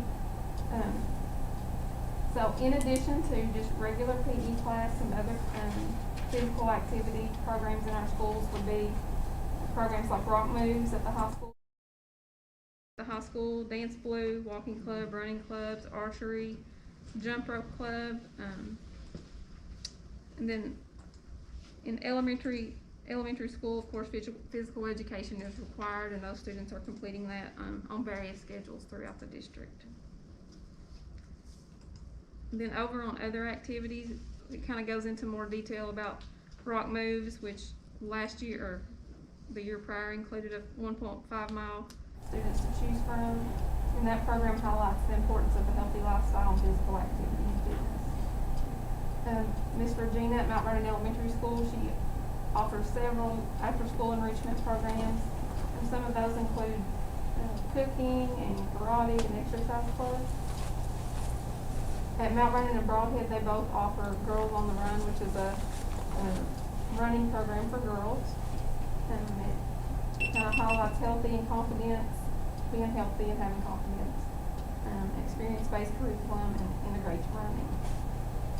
And then at Roundstone, we have the Roundstone Runners Club, and this is for students in grades 3rd through 5th.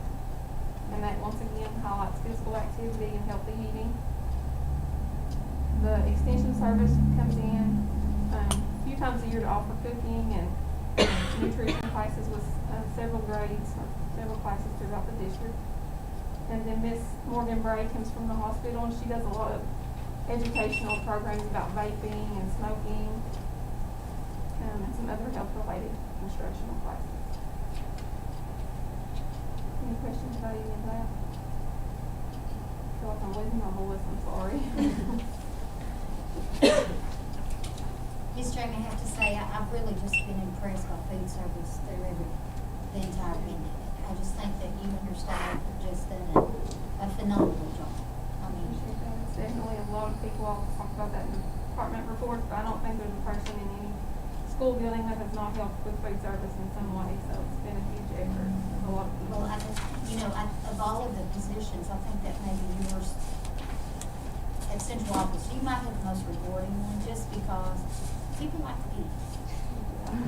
And I've always found that even when someone's in a sour mood, if you feed them, it warms them up a little bit, and can't carry for meals. But I think children are that way too. It's like a relationship we have with food. I mean, it's just life. But I wanted to say, Angie, your mama used to give this report every year. That came across. I was thinking that too. Yeah, she used to give this report. So, thank you so much. You all have any questions for Miss Jamie? No. I think the numbers look really good. Yeah, I think it's very impressive. We need a motion to approve the 2019-20 nutrition and physical activity report. Okay, got a first, second, all in favor? I did forget one little part, I'm sorry. Okay, I think go you all ahead. have a third page, and there's a place for comments and recommendations, and if there's anything you want to put in that and return to me, I compile a report, and that gets sent in to KDE, so.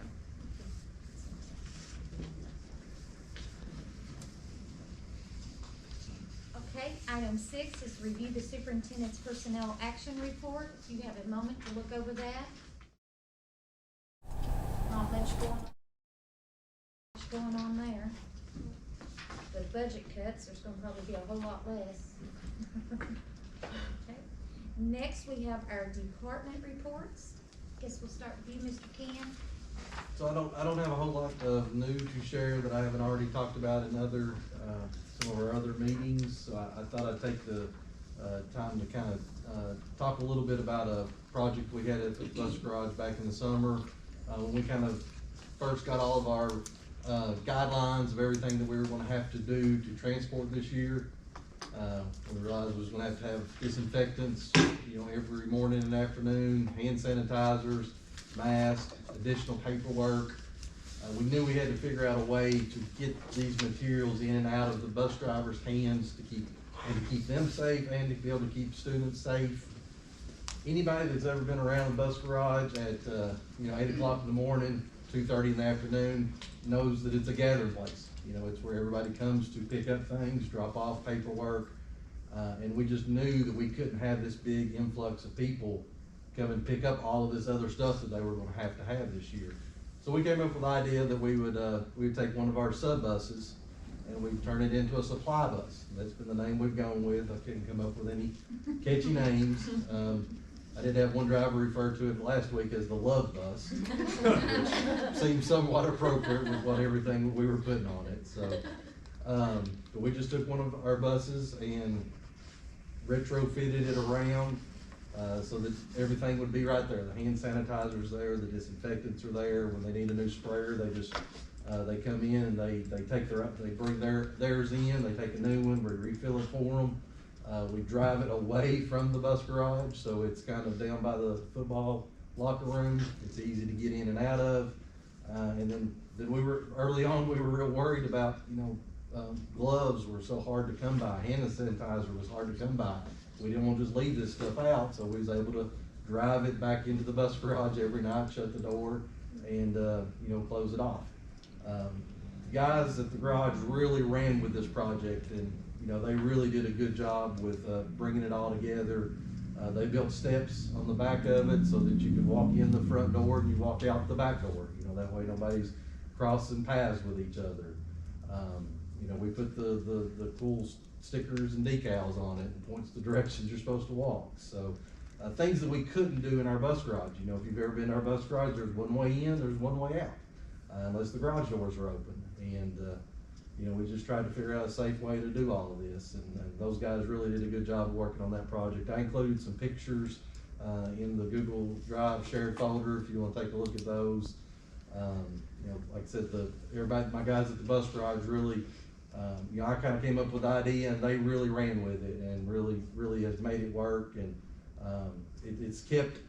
I hate it for the drivers that they can't come to the bus garage and hang out. It is a break room in essence. It's a place to de-stress. But this is for this year. This has worked. And everything that they need is right there. They still have to come to the garage, for their inspections and get their buses worked on. But the number of people up there has been, drastically reduced. That's a good idea. Looks good, Mr. Hopkins. Thank you. Very nice, very sufficient. Did you do those steps? I did not. Absolutely did not. That's why I tried to give those credit to Daryl and my other mechanics at the garage. They are very talented. What we're gonna do with that afterwards, I don't know. But, it's kind of open on one side. As you can see, the back door opens up. There's actually the railing on one side. So I don't know that it'd be real safe to use anywhere else. Good job. Thank you. Yeah, that's great. Yeah, Thank you. very efficient. I That's always all. like to take this time, excuse me, Mr. Hopkins, just to brag on our bus drivers and our bus monitors and the work they have done through COVID. I mean, they really, among everybody, but they have really been some unsung heroes here in our county, and just giving their time and their efforts and those smiles and that friendly face and those hellos to all of our kids at all of our food, our feeding sites. Of course, we've had 41 feeding sites across the county, and they've done phenomenal work. So They really have. Time to brag on them, and they've done it with a smile. Yep. They wanted to work. They wanted to be out there. They wanted to see our kids. Back in March, everybody was just, what can I do? What can I do? I want to do something. And I've not had one single bus monitor or bus driver, feel uncomfortable working. They've everyone worked, and they're working every day. Thank goodness, because we don't have a lot of sub drivers right now. So they're out there every day, and I appreciate them a lot too. And appreciate you saying that. Mr. Hawkins, I guess I have a question, just curiosity. since we're on the A-B schedule and you have buses that are running every day, when you're picking up your children, have you seen any places that you wouldn't have to run as many buses? I mean, has anything like that come up? Not really any, specific areas, but we're only 2 days in, you know. Right, So yeah, it's still probably working through some of that. I know we've had some that they've brought 4, 5, and 6 kids in on Monday, Wednesday, but then on Tuesday, Thursday, they'll have 15, 16 Right. or more.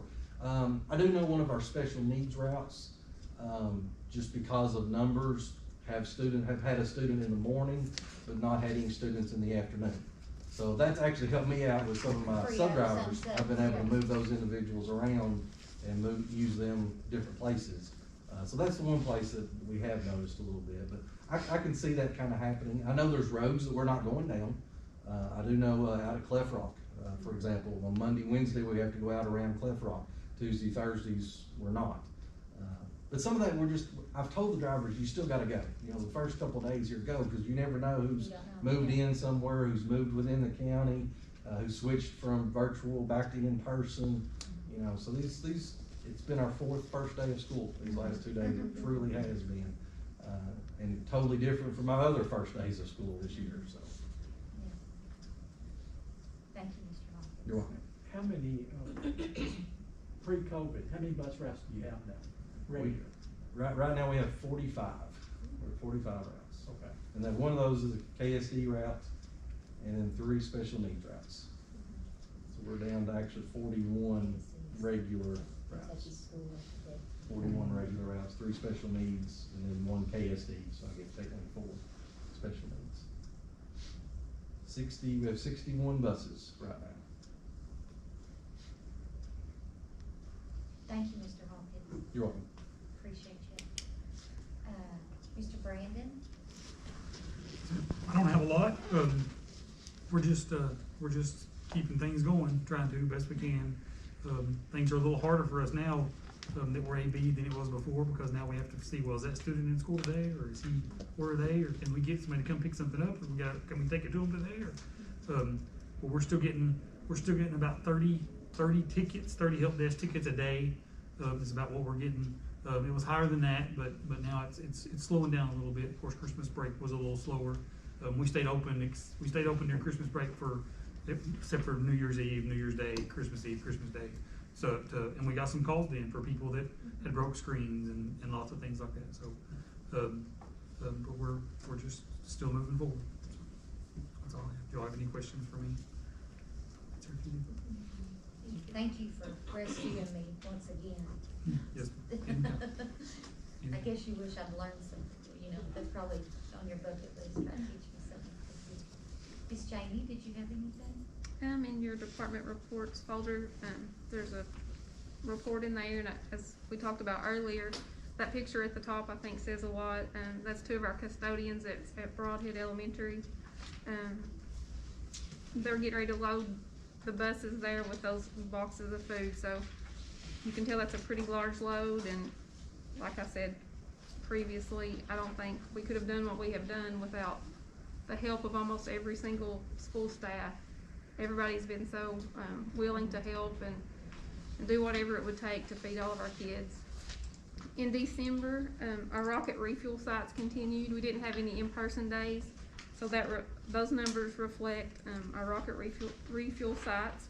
We did just over 44,000 breakfasts and over 44,000 lunches, and that includes our holiday meal boxes. 2,458 children received holiday food boxes directly mailed to their door. If you remember from last time, we talked about how each one contained 10 shelf-stable breakfast and lunches. That program brought around 73,000 pounds of food into our community, so I feel like we could be proud of that. We know that shelf-stable food would never replace a hot meal, but in the absence of our staff taking a break and having that holiday, it was better than not having anything at all. In January, the students will receive their shelf-stable meals on the days they're at school for the days that they are learning virtually. So we're sending food home pretty much daily. Some schools chose to send a 2-day bag, so we only have to do it once. And then some schools are sending a bag each time. Our rocket refuel sites will continue on Friday, so we'll still be doing our bus routes and students can pick up at their community sites.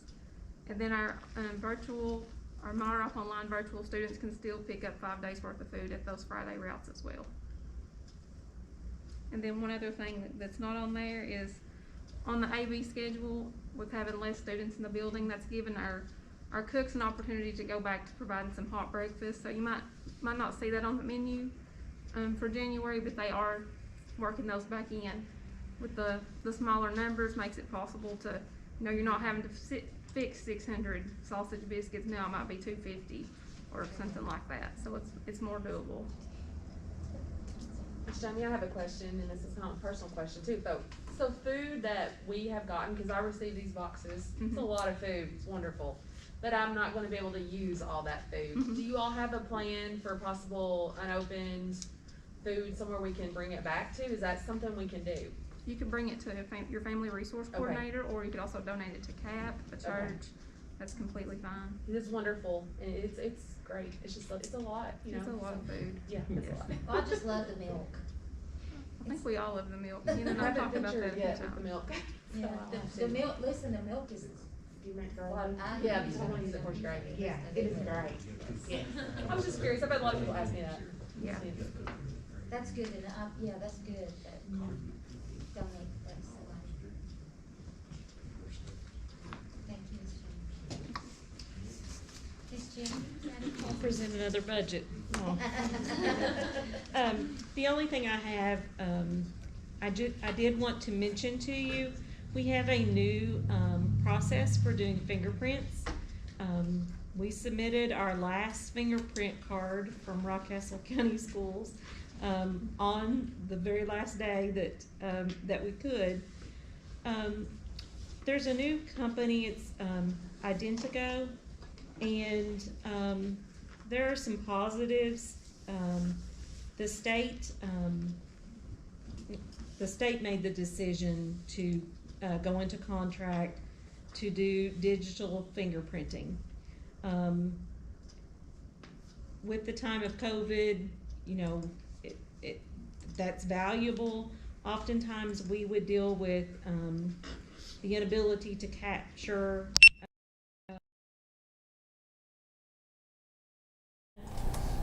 however, the negative of it is that there is an increase for the individual. The cost is more, and our potential employees have to go to one of the sites. The closest site is in London, over 21 miles away. Somerset's 24 miles away. Richmond's 26 miles away.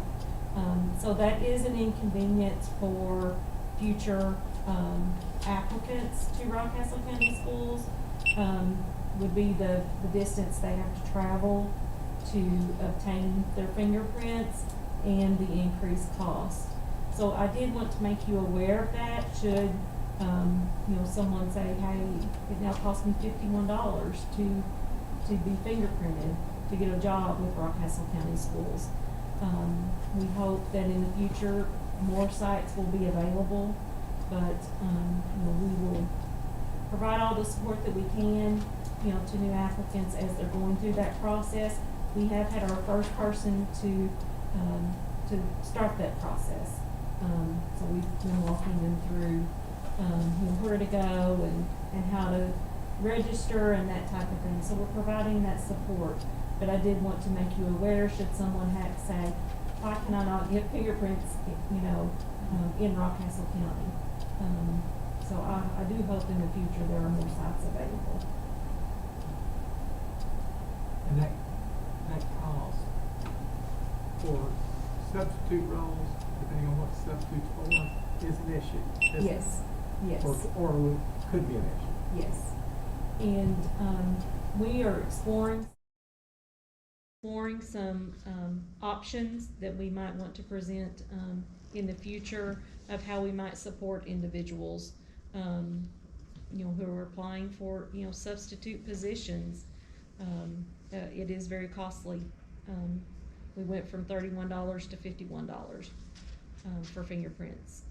And that's not something that we control, that's set by the contract that's in place. Is there not a program that we can get that would support that, to do it in-house? This is actually the contract that the Kentucky State Police processed the fingerprints. So this is the contract that they have entered into. So there's nothing that can be done to upload it into, I guess? No. Not at this time. We do hope that, the future provides more opportunities. Because Okay. I can see that it would be a great inconvenience for many individuals applying for positions. We went through the same process. Every state employee had to have it done. Mm-hmm. And that was brought to each, we could do that, each local county. You do yours out there at DCDS? Yes. Yes, that's where I went. Yes. Mm-hmm. So I didn't know if it was something that could, a program that could be. Mm-hmm. It'd be wonderful if we could schedule, especially during the summer, a one-day clinic to be able to, to do that. So. Now that is just for new hires, New correct? hires. That's not for existing. Mm-hmm. Well, maybe I'm just kinda crass in saying this, but if you're wanting a job, $51 is not very much to pay to try to get a job. Unless you have no income. Well, unless you have no income at all, yeah. Well, for like a bus monitor, that would be 2 days of pay Yes. before they would get that money back. Before they get their money back. They'd have to work 2 days to get that back. And then plus the gas money there. I'm telling you, Larry, it's tough. No, I mean, I'm just saying, I had to pay at my employment, I had to pay a fee to, Mm-hmm. so, overall, most workplaces, that's something you have to deal with. Certainly. You would think our sheriff's office or our courthouse would have something. Mm-hmm. And hopefully in the future, there will be more sites, but I did want to make you aware, that is a change right here in the middle of. Did they do the background check at the same time? That, yes, that is. It's all in one big, yes. something. So, so that if someone were to ask you a question, about that, that is a new process, and, we'll, provide all the support we can as individuals are working through that. And that's all I have, unless you have anything else for me. Ms. Wendy? I apologize for not uploading this to SharePoint, but in your folder you have a nice little, cute little graphic that says NTI student reporting. And I'm just going to tell you what we talked about a little bit last month, and Ms. Angie was reading this is just basically our special education department, and I guess previously we had talked about NTI and how that was going in schools, and so I developed a Google form where all of our special education staff is reporting their contacts, like direct student contacts that they're having during NTI instruction. So you can see at the top, it's specifically our speech therapy, what are they doing when they have contacts with students? Is that individual, group, evaluation setting, same thing for occupational therapy, individual, group, evaluation. And then down at the bottom, you will see under special education teachers, we're looking for things like small group instruction, like what Mr. Bishop's, what he showed us, those small little clips, those videos, when they're actually bringing those students in during those NTI instructional days that hopefully we will never see again because we're going to be in person. We're just all willing that to happen right now. So when they were bringing them in for small group instruction, a Google Meet, email, Remind, OdysseyWare, like telephone calls, home visits, we're logging all of that. So we were really wanting to get a true account of how are we helping students that are in our special education department. So the overall number, and this just reflects data from the last time really that we met and we reported. So December 7th through January 8th. So this is all the data that we collected. We had 3,927 student contacts. So, and I speak just for our special education department, but I know we've all echoed it, I know we've all said it, but our teachers are working harder than ever. And that's to be commended. I think if you talk to any parent, You know, they'll tell you, we were laughing because Miss Ballinger and I were walking the halls, and, teachers were saying, during the NTI, they were saying, well, I've been called 4 times by different teachers. I don't know which teacher I was talking to, which is a good thing. That's a great thing. We love hearing that. So our teachers are digging in. They're talking to parents. They're talking to students. And then I was very hopeful, very optimistic that this was the last time they were going to have to do this form for me. So I said, what were your biggest wins? What were your best experiences throughout NTI? Because that was hopefully giving them something to be positive and reflect on. So you can just see kind of a word cloud there of what our teachers thought were their takeaways. I wanted them to reflect on what do you think were the things that you learned the most from NTI, but then also what were as a teacher, self-evaluate, self-reflect, what were your areas of concern? So you can kind of just see, based on our Google form data, this is what our teachers said. And that's just, remember, this was that last chunk, that last month. But I think 3,900 student contacts is amazing. And if you compare that with the month previous, which we had Thanksgiving break, Christmas, we had 1,800 student contacts. So we've had over 5,500 student contacts made, just since November, which speaks volumes. When we just started thinking, the last board meeting when we had in October, when we started saying, there's obviously some kind of disconnect. We had concerns, so we wanted to really hit the ground running with that.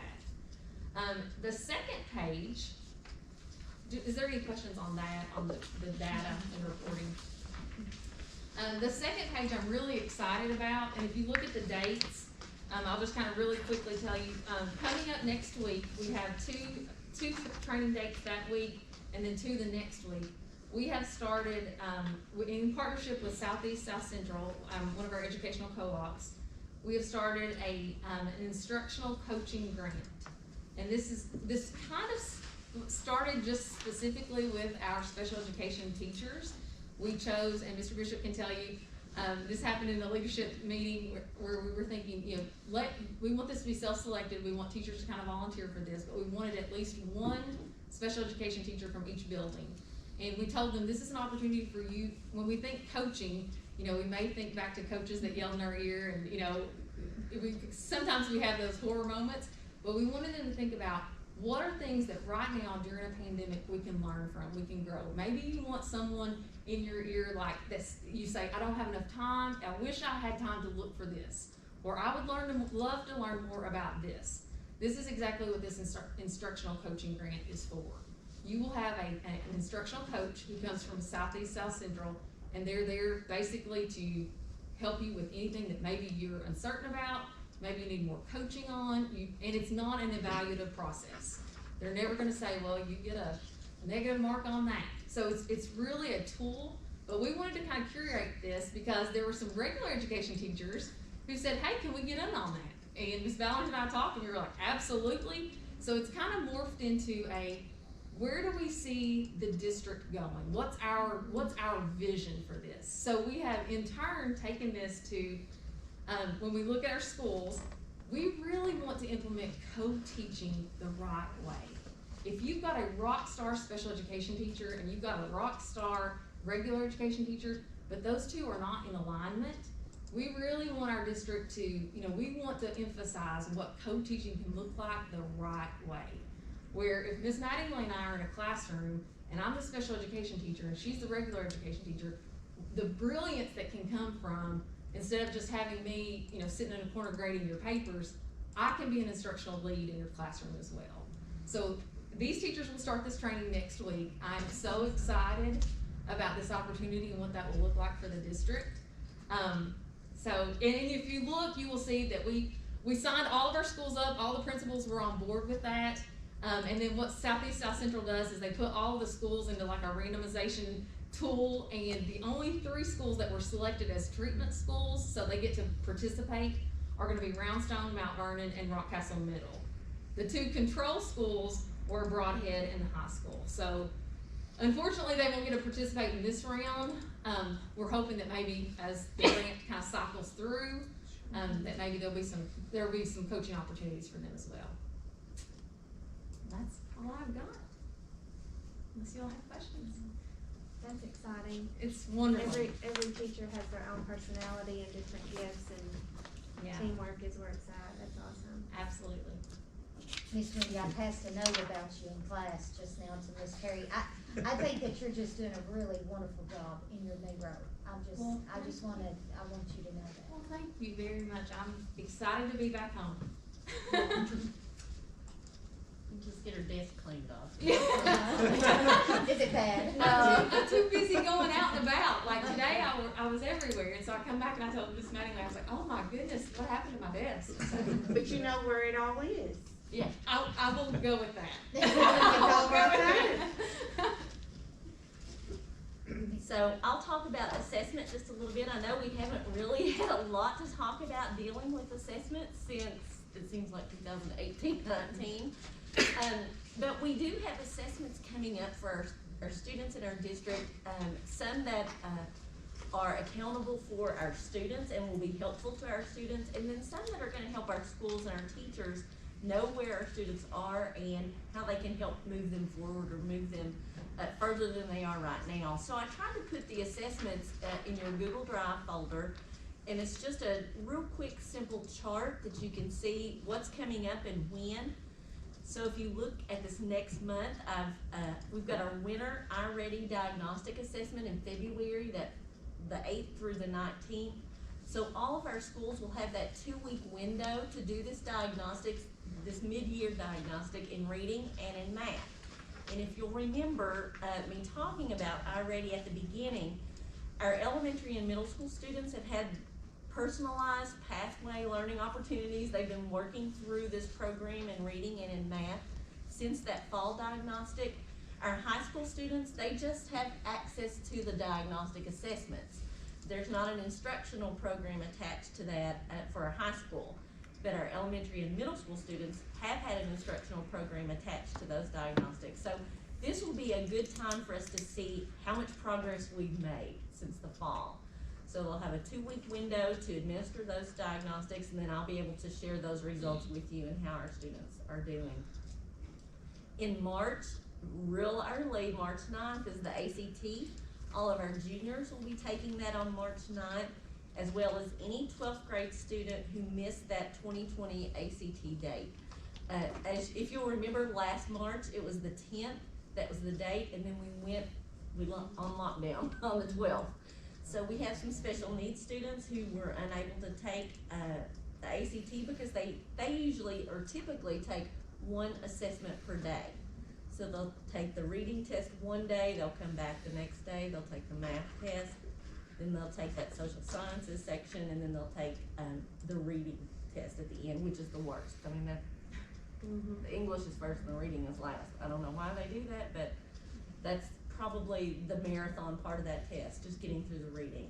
So March 9th is the day for that, and the high school is working right now. They start this Friday with a prep workshop. It's going to be virtual. It's called Act Now, and it's an ACT prep workshop. I've included in your folder a schedule. Mr. Bussell published a calendar, so you can see what those sessions might look like. So each Friday, they're going to have 2 sessions, a morning session and an afternoon session.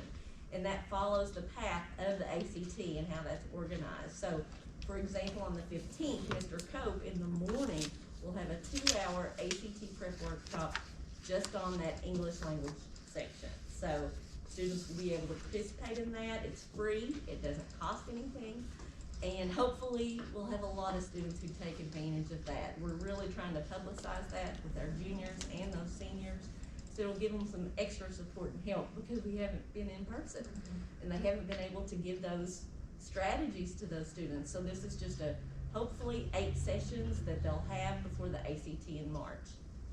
The CTE, that's our career and technical education end of program assessments. Those are for our students who are going to be completers in those programs, and those are all the programs at the Area Technology Center. And then at the high school, you've got our programs like Ag, Engineering, Project Lead the Way, Computer Science, and Family and Consumer Sciences.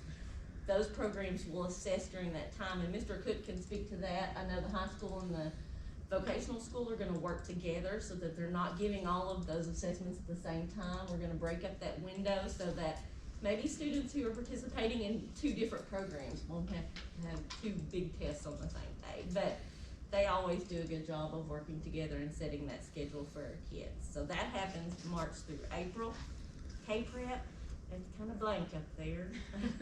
Just pink because we still don't know for sure. Right now, KDE is saying we're planning on administering K-Prep assessments at grades 3 through 11 in the spring, and that's supposed to happen the last 14 instructional days of the school year.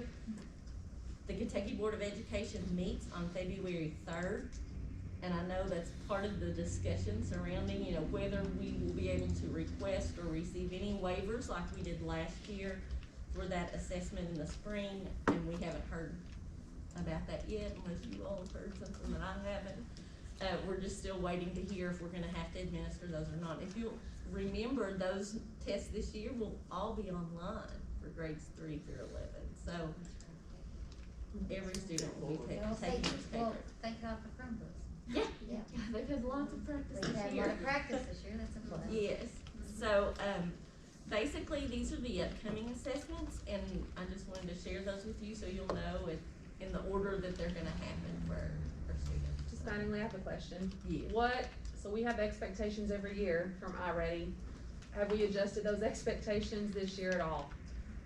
What do you mean? Like for student achievement, we want student achievement, but are we prepared, I guess, for the changes in what's gonna be? Yes, iReady is just a diagnostic assessment. Mm-hmm. It's not that we are setting a goal for iReady, So for when those we students get- who are taking that test. That's like K-Prep, maybe that's what you're. Well, when we get these iReady assessments, and they're gonna be lower, Yes. do we have a procedure in place, plan in place? Are we thinking about that? Yes, well, the instructional program that's tied to that is supposed to be tailored to where that student scores on the assessment at that particular time.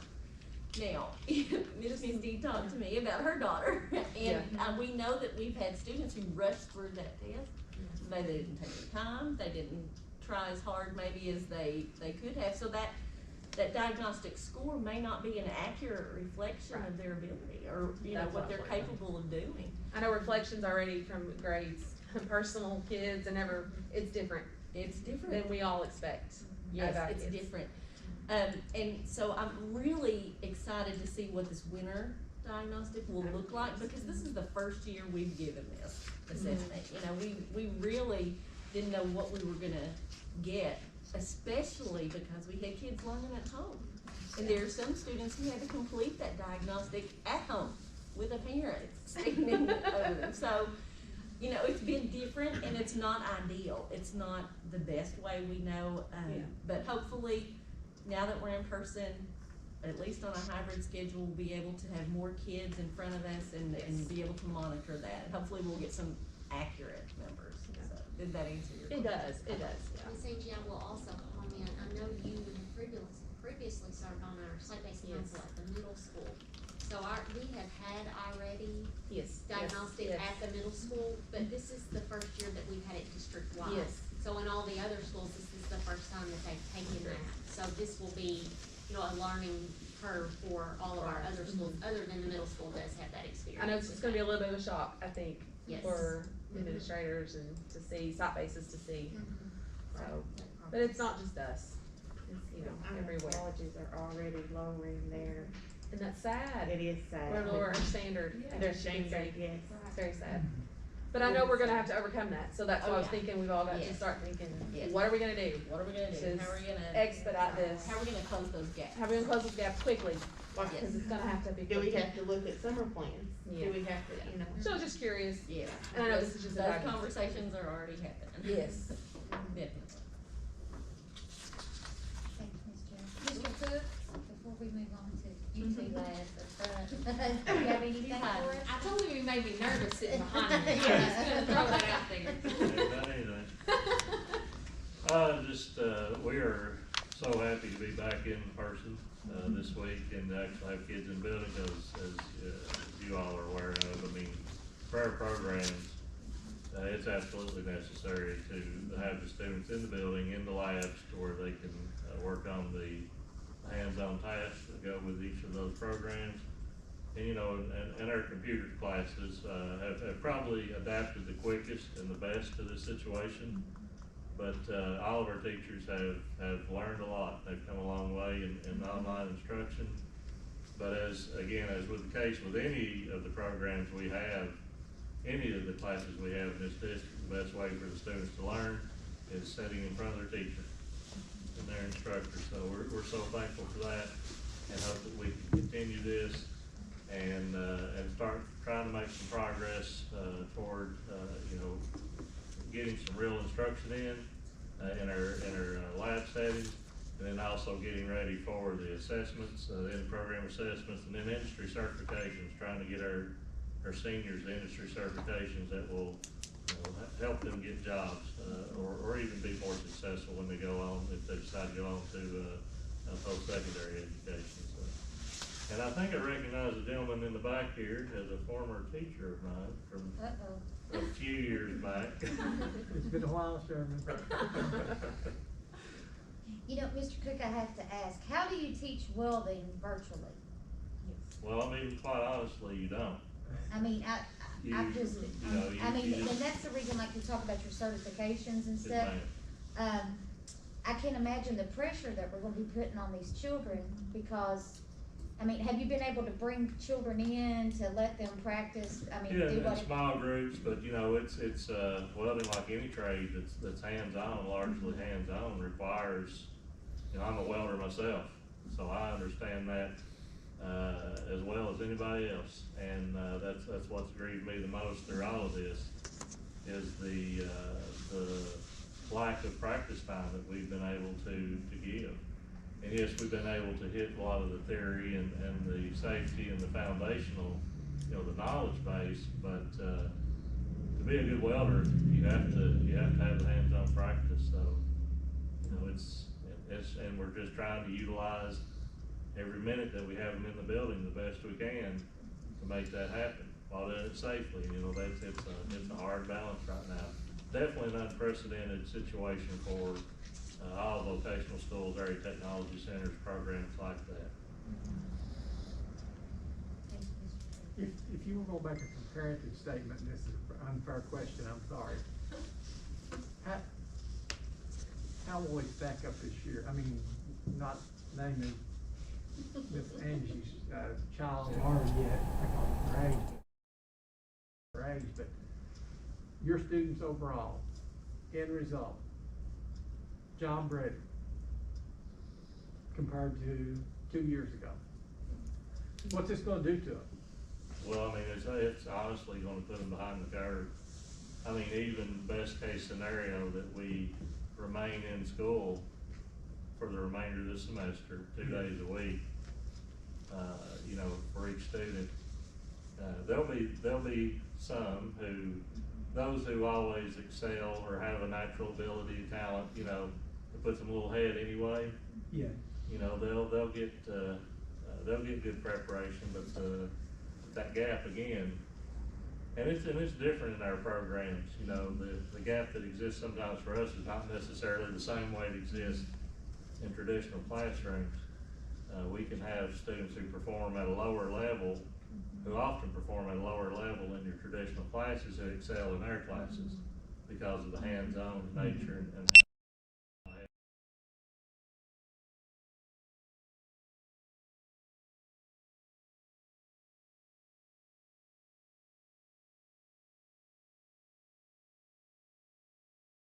that we're going to be turning out in the spring.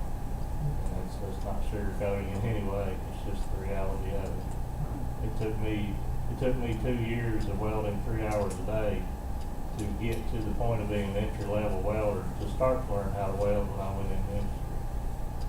And just to be honest, I thought I was a good welder when I left high school, and then I learned to weld on the job. But it's tough, it's challenging, it's heartbreaking. But, how are your students dealing with the pressure of that? well, you know, I mean, they're anxious to get back out in the labs. So if you put them in the lab, they'll go to work. Now, honestly, yes, we want to get them industry certifications. We want them to pass their in-program assessments. We want that. But most importantly, we want them to leave with the knowledge and the hands-on skill. So, you know, our focus is getting those tasks covered as much as possible, getting them out there in the welders, underneath the hoods of the cars, the wiring circuits in the electricity class, practicing their skill sets in the health science and so forth. And then, hopefully the industry search will follow. But, everybody's feeling the pressure, to try to get that in. So I don't know that ours feel it any more than any other students, but, it's definitely tough and challenging. I don't know if that answered your question very well, Mr. Hammond. Yeah, absolutely. Thank you, Mr. Phil. Mr. Patrick? Looking at our attendance numbers, My Rock Online, as of today, we have 538 students that are virtual only, out of 2,748 enrolled, so that's about 19.5%. Down a little bit. We have seen some movement over the past, both ways, from last week. Some students coming back, some going to virtual only. That number, about 20% of our student population. Just looking at our attendance over the last couple of days, we were very curious to see how our attendance was going to be. So we've got an AB schedule. If you take out that 538 number, we've got essentially 2,200 students in person. They're not evenly divided because we do have some situations where family groups, we're more heavy on red days, Monday, Wednesday days, but not by some schools more than district-wide. District-wide it balances more. But we had around 91% attendance the last couple of days, which in a normal year would not be good. But given the present circumstances, I was satisfied with that number. Obviously, we'd love to have that number higher, but given circumstance, I was afraid it was going to be much lower than that. So that was a pleasant surprise to me. Now, we hope the rest of the week continues to improve and get better than that. Some of that remains to be seen, obviously. Participation report, the teachers log participation of students. They have to do that. That's how we take attendance in a virtual setting, is students log participation. And the state uploaded that, I believe, yesterday, participation report. So from July, and I ran this last week, probably didn't change much, but from July to last Friday, 97% of our students participating. You may think, that's great, and it is great. But a participation, don't get that confused with a grade. Participation is just like when a teacher takes attendance. You might sit in a chair and say here, but that doesn't mean you do any work. So if they attend the Google Meet but don't do the assignment, they're not going to get credit for that, but they do get credit for participation. If they log into a system, a Chromebook, to do their work, that counts as a participation because they're there ready to work. So, but that is a good number, so that's I was pleased with that number. Yeah, it is me too. I mean, it was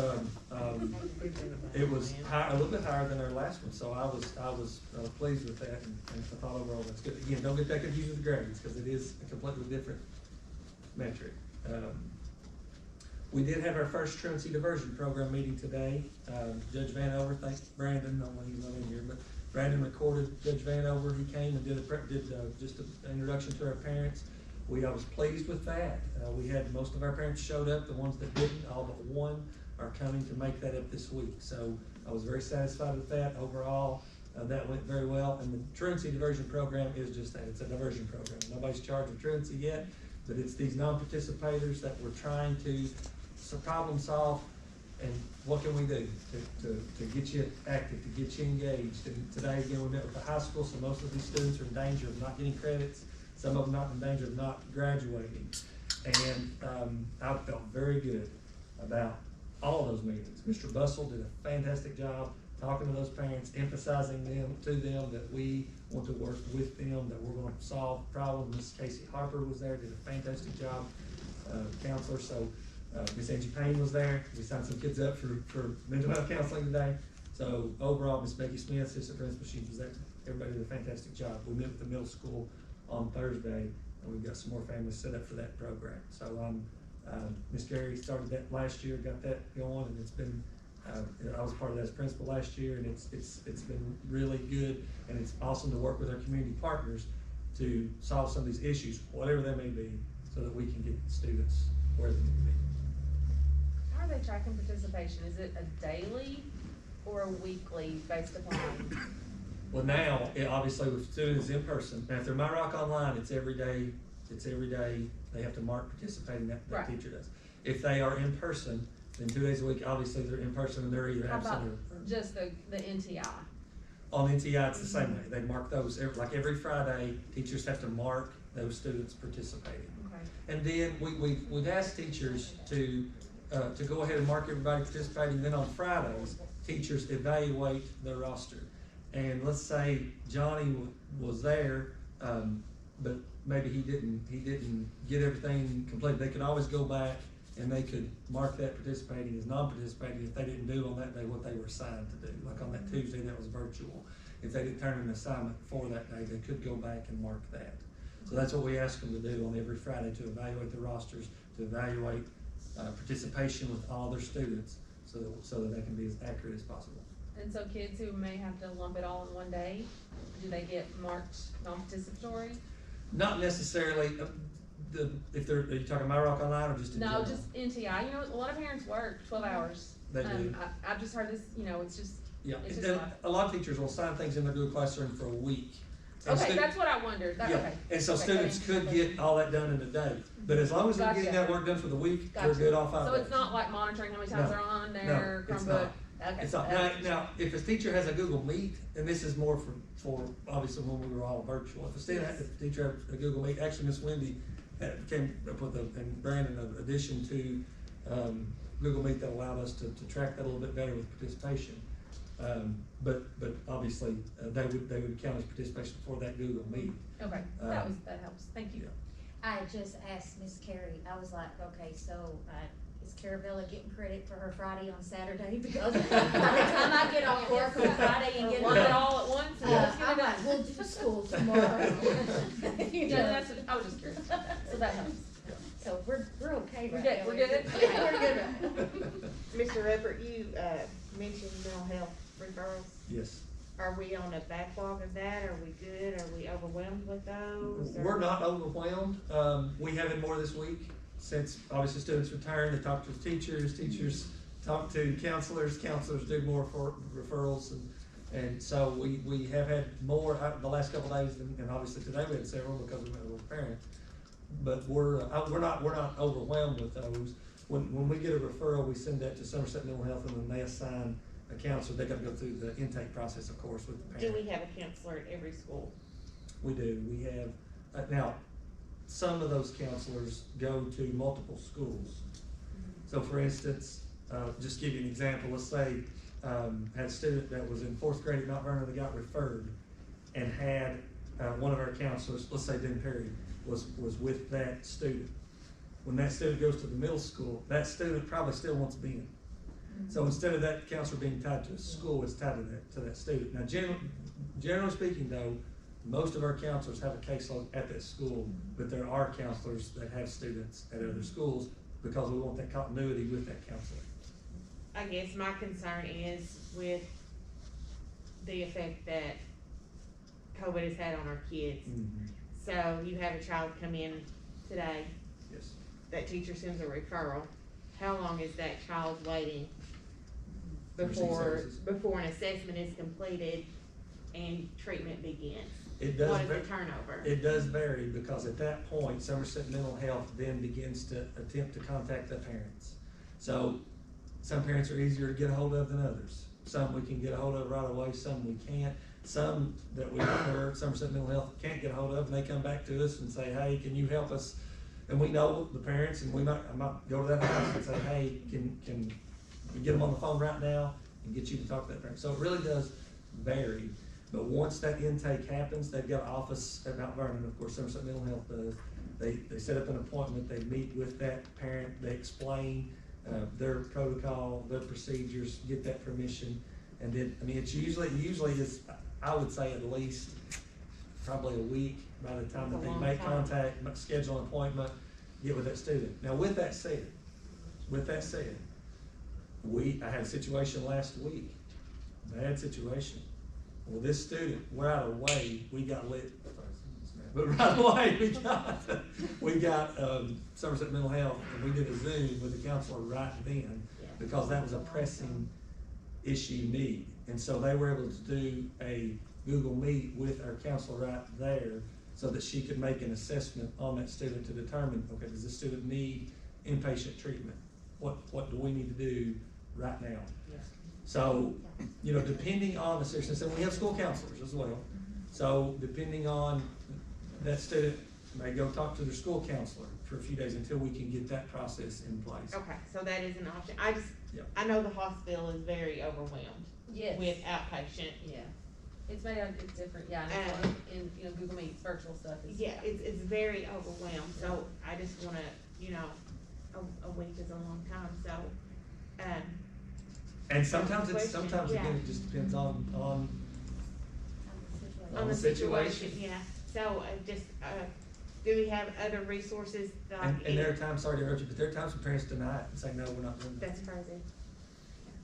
That Sometimes should be, they say, that no, should be we're not. another referral after that. We don't wanna do this, so we deal with that. Yes, and you know, there's a stigma associated with counseling and therapy. And so we fight that battle a lot. Our school counselors fight that battle and trying to convince our parents that this is something that, you know, the stigma is not like it used to be, obviously, with that. And this is something that coping mechanisms, what coping mechanisms does this student have, or can we give them to help them through the anxiety of returning to school, the anxiety of virtual learning, the anxiety of the grief that they faced at the loss of their grandpa 2 weeks ago, or whatever they're going through, the grief of a mother having an illness, you know. You know, recently, I'll share this, my Samara has really battled a lot of grief issues because of her grandmother. And you know, when someone is in that type of mental state, doesn't matter how much their family loves them. They need somebody else. Family, you know, listen, there's nothing I wouldn't do for her, but she cannot relate to me when it comes to that. So, you know, that, when that happens, it's best to seek outside resources. And that doesn't mean you failed her in any way, that's just the best thing. That's the best thing you can do. And I don't wanna get too far ahead, but Miss Angie Payne is planning some other things that I think are gonna be really good at the high school level. That are gonna address some issues that I think are gonna make a difference. I know it'll make a difference. And I think prior to COVID, this was a big push in the school system anyways. Yes. Yeah. So we were there, I was excited, ready to go, and then boom. So I think we're doing great, yes, cause I think it's very noticeable here in the county. So, and I have one more quick question. So how are we what is the definition of truancy right now? Well, the legal definition of truancy hasn't changed. Okay. It's still what it has been. I know that the state DPPs wanted the governor to sign an executive order to change that a little bit with participation. But to my knowledge, that didn't happen. But our local officials, and that's really what it comes down to. You know, what is our local officials, our local court officials, our CDW, our county attorney, our local judges, what are they going to back us up on? And so they have said non-participating, you know, if we have a student that is habitually non-participating, that is the same thing. Now, if a student doesn't participate in one class, that's a tardy, essentially. You think about the old way, if I got to school an hour late, that's a tardy. Now, it can be an excuse tardy, but it's a tardy. So if a student doesn't participate for one class, that doesn't mean they're truant.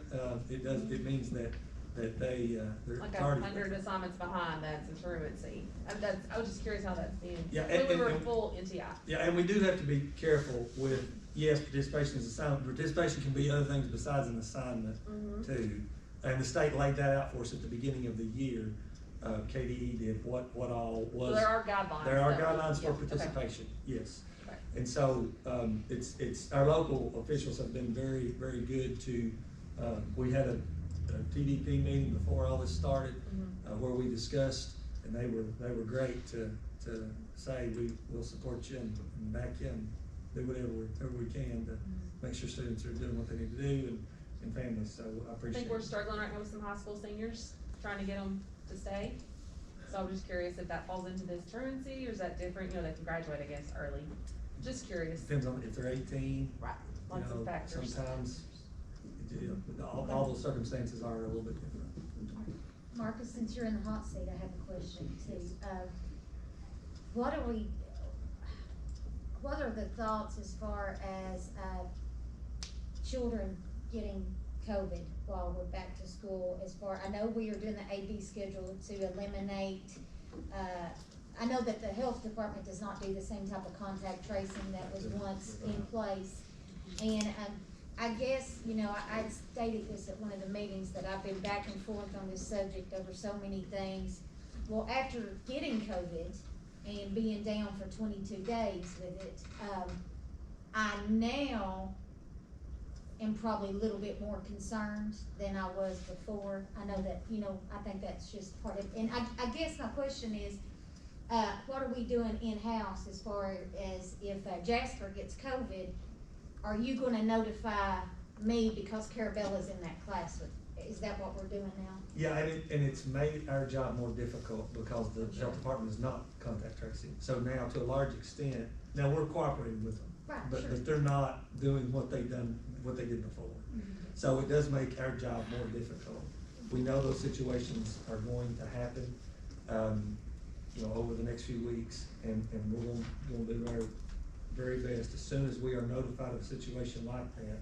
The guidelines are the same, whether it's you think about was I with closer than 6 feet for 15 minutes. That's kind of been that's the determination for quarantine. So that's still part of our process to determine if this student needs quarantine. Now, the bad part about that is that it's on us more so. So will than, we be calling parents if that's it, or we'll be sending home a letter? Because for what it's worth, I have, in all my years of raising children, I don't know how many letters I've ever received, maybe 2 or 3. I mean, maybe everyone else's children are better at giving their parents letters. Well, and the letter would be in terms of time, that would be way too long to try, to send it. So we call. We are, and our teachers, our bus drivers, our cafeterias, we're keeping detailed seating charts. And so we have all of that documentation at every school level. So if Carabella were to be positive, then we could pull that seating chart. Who is Carabella closer than 6 feet from? But with the AB schedule, we really don't have any situations where our students are seated closer than 6 feet. We're trying to make certain that they are seated further than 6 feet apart. And then of course, again, that goes right back to how important it is for us to ensure that our staff and our students are being masked at all times. So, but we do call. We would certainly make a personal phone call. I had a parent ask me what we were doing, and I was like, well, you would be notified. And then after I said that, I was like, oh, wait. No, we absolutely would. I need to probably find out. If we have a positive student, we would. And hopefully we won't have any children with positive cases, because Carabella was right next to me and she never got anything. So, hopefully that I still worry because I'm not so sure that the communication of a small child, they can relay as much as a high schooler or a middle schooler, We would always ensure, our principals are always contacting those families and informing them if we have that situation. Mr. Tree? Well, what I've taken away from these 2 days, getting back in school, is it honestly just felt like a positive energy to me and a cautious optimism that it might be the last first day. And I know that made me excited, and I hope it made everybody else excited. It felt like one of the smallest things today that happened. I just happened to be going down the street at the time the buses were coming out of middle school, so I stopped traffic and let the buses out. That was a big deal for me. I mean, I felt like a little kid for a minute. It really is. I can't tell you how excited I am to be back at school. And Mr. Bishop started talking about the history of Roundstone, and Mr. Hammond being here, and Angie thinking about Miss Janine. That got me thinking back to how far that we've came. And you'll remember this. In the beginning of technology, Mr. Hammond remember this too. We had a dial-up router at the central office, we put computers in the board members' houses. You were, when you came on, we did it for you. We had a modem in there that would take you 5 minutes to download a picture of Mount Vernon Elementary. And now we're educating a whole district of kids with one of these. That's just amazing. I mean, it's really amazing. And it's something for everybody to be proud of and hold your head up even in this time. And I said I wasn't going to talk about COVID, and I'm not. I'm not going to talk about COVID. But probably the highlight of my day besides that was I got to sit with Mr. Draper and his senior students this morning and talk to them about doing a project for us, running some wire to cable up for wireless at the ATC. That was a good project. To see those kids in there and see they were excited about it. They were looking forward to doing it. They didn't have any apprehension whatsoever. Mr. Draper was excited about it. He was ready to do it. I mean, it's just so good to be back. But we've got those two things going on. District-wide wireless, they're coming in to install that from a third-party. Integration partners will be here. They've already been here and started on it. By the end of the month, we'll have that hopefully all finished. Paid for that through E-rate, so we got very little invested in it. And the other thing is the ATC wireless upgrade. And that's pretty much all I've got for you guys today. Got any questions? You used to talk about the school bus, this morning when I got to Mount Vernon Elementary. I was so excited to have another first day of school that I was early for a change, and that never happens. And we saw a school bus at the four-way stop, and Carabella goes, "That bus must be really late because we're never early." She was real worried about it. But thank you so much. The next thing on our agenda is our superintendent's communication. So, Ms. Carey. Yes, absolutely. So in your packet and in your Google Drive, I've uploaded some documents called the Leadership Practice Inventory. As you know, I'm going through the superintendent onboarding process, which is the process that all new superintendents go through. And I try to share something out every month about that and about what I'm learning and the activities that I'm completing. So I've sent to you the results from this LPI, and I think each of you board members that have been on the board this school year had the opportunity to take this. This was an anonymous survey questions, and there were some short answers that went along with this. It was sent to 31 people throughout the district, board members, principals, district office staff, and community members. 28 people responded, and this just helps me to look at areas that I need to grow as a superintendent. So if you will look at those results on the bar graph, there was 5 categories: model the way, inspire a shared vision, challenge the process, enable others to act, and encourage the heart. So in compiling that data, the total responses could range anywhere from 6 to 60. So of those 28 people that submitted, my average score for model the way was 56. My average score for inspire a vision was 54.9. Challenge the process was 55.7.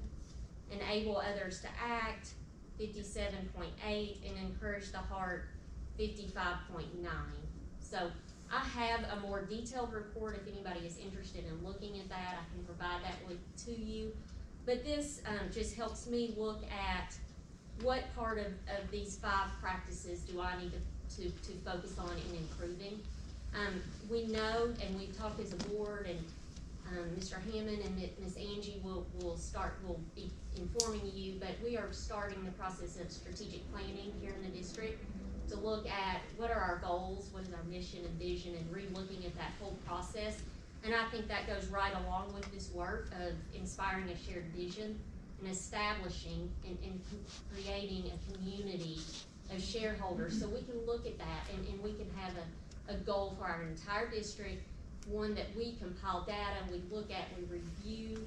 We want to include our students in this process, and we want to create an environment that everybody knows exactly what direction we're going and what our goals are and what our vision is. So in looking at this, as I meet further with my onboarding team, inspiring a shared vision. Of course, the other 4 categories I will continue to work on, but this is the area that I will be choosing to work on. I think that goes right along with our work. here in the district. With that and giving an update on strategic planning, right before Christmas, I sent out a staff survey. I went to all classified, all certified staff just to get input so we would know where to start when our committee comes together. So I've been working on compiling that data. Have a meeting tomorrow with Dr. Jim Evans, who is going to be helping us with this work through KEDC. So he and I will be coming together. We're meeting tomorrow afternoon to plan our next steps for this. And then we will be having our first orientation committee meeting at the end of January, the beginning of February, to pull our whole committee together to start this work. So I'm very excited. I've had phenomenal input from our teachers, from our staff. I've had some people that have just said, can I give you a call and can we just talk through this? So people are interested, our teachers are interested, our principals. I think it's going to be really good work for our district, and I think people are really excited about this process. So looking forward to moving forward in that. Our plan is to have all of this work completed by the end of the school year, so we can have those important pieces, that mission, that vision, those belief statements, our long-range plans, our short-range plans, all of that ready, so we have that ready to start next school year off. So just a quick update on that. Vaccine update I wanted to provide. I submitted to the Department of Public Health 340 staff member names that want to be vaccinated. That's 55% of our overall school staff that has chosen to be vaccinated. I did find out today in a superintendent webinar that we are allowed to update this roster. I'm going to be sending that information out tomorrow to our staff. So if anybody initially said no, they did not want to be vaccinated, but they have since changed their mind, we can add them onto that list. So I'll be sending that out to them tomorrow. Friday, I have been told that I will receive information regarding who our vaccine provider will be.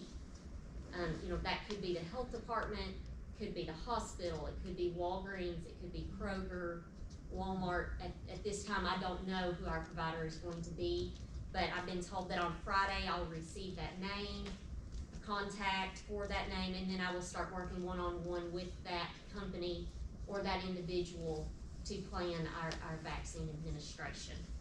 The target date for that is January 25th through February 1st. Those were dates I was given today, so this is a relatively quick turnaround. So looking forward to getting that established and getting that schedule established so we can do that. You all had some questions about quarantine. Currently, this is the last report that I ran right before we came across the street. We have 10 staff members that are quarantined. Of those 10, 4 of them are positive for COVID, and that's district-wide. And students, we have 53 students that are in quarantine at this time. Majority of those students we were contacted about yesterday. I think when we were on that full virtual schedule, we were not getting a lot of parent contacts because they weren't coming into our school buildings and they weren't reaching out to give us that information. So yesterday and today we received quite a few phone calls alerting us to that. Also, just something I want to brag on our staff. Southeast South Central Co-op, which is a co-op we belong to, they are having their first ever conference called Elevate Virtual Summit 2021. So this is a conference that is being led by teachers for teachers. And this focuses on educators sharing promising practices for teaching and distance learning. We have a vast majority of the presenters are going to be Rockcastle County school teachers. So we have 9 presenters that are going to be presenting the work that they've done, what they've learned, the promising practices that they're using in our classrooms. And when I received this afternoon, I knew that we had some teachers that had reached out to me to say, I'm thinking about doing this, and I had been trying to promote it, but when I found out that really close to half of the presenters are going to be Rockcastle County students or teachers, I was just extraordinarily proud of them, and I think Miss Erin Grace is sitting here with us, and she's gonna be presenting, and just really excited about that opportunity, that just for us to showcase the work that we've done here in the district. If you just go back to March and think that we were giving paper packets out to now, that we have teachers that are presenting the great work that they're doing to teachers all over the region and the state. I think that's just really, really something that we should be proud of, and proud of our teachers for, and how hard they've worked to learn all of these skills. So just wanted to point that out. Last thing, January is Board Appreciation Month. Yeah. So you have Got here just in time, a guys. small gift Perfect there timing. in front of you to celebrate that. And I would like, before you all leave this evening, I know it's getting late, I would like to get a quick picture of you all together so we can promote that on our website, and just to give you all thanks for everything you're doing and everything you do first. I do have a really quick question. So back on the vaccine, Yes. medical person's coming out. So are we promoting it, or was it just a yes, no? Does that make sense? We gave the information that we were provided. Okay. We did not promote as in encouraging per se, but we did provide question answer. Okay. I provided that with me if anybody had questions and wanted to talk through that option. And I had several staff members that did take advantage of that and reached out to me personally, and we talked through their options. Several staff members wanted to talk about, well, I think I might wait and talk through this with my healthcare provider. Mm-hmm. And again, that's just such a personal decision. Is there for our anything we staff can do as a members. medical community? That's a low number. That concerns me. 55%. I was hoping for more. Right. So is there anything we can do as a medical community to help the district reach out to these people? And I have noticed that Rockcastle Regional has done such a great job of promoting that Yes. on their social media sites, and I would think encouraging that and continuing that work. And when I contact staff tomorrow, again, I'm gonna let them know that this is reopened, because some people have, I think, changed their mind over the past couple weeks as they've seen more representatives taking the vaccine and may becoming more comfortable with that option. So I'll reach back out tomorrow and let them know. We can do whatever we need to do as a medical community. I think that it's good that the opportunity is gonna be open in case someone changes their mind, because to be quite frank, I've changed my mind about this 20 times. Yeah. And it really took, I was the one that said, I'm not getting that vaccine, there's no way, and I haven't went and got mine yet, but now I had it for 20-some days, and I'm like, guess what? Sign me up. And that's why, we're here, we're here. We have, I think, a COVID hotline, you could call it, but we're there if any questions, because there's questions, and we can ease the minds, so. And maybe that Miss Janie, we could get with Miss Angie tomorrow and get that information and put that out, because I do know there's lots of questions surrounding that. Oh, yeah. And I want all of our staff to always have all the information, Me and then too. they can make a personal decision Informed for them decision. and their family. Informed decision, it means a lot. How does that 55%, has the Department for Health told you how that compares to what they see in the community, the interest in the community? Does that match the population? I don't have that information, per se from the Department of Public Health, but I can say, in meeting with Southeast South Central superintendents on a Zoom call, we kind of compared that information, and this was roughly the same. Some districts it was 60%, some it was 40%, but it varied in between 40% and 60% for Southeast South Central Kentucky of those superintendents that participated. In the district that I'm in, it's 60% that signed up. And then all that 60% though, some of them said, I signed up, but I'm not thinking.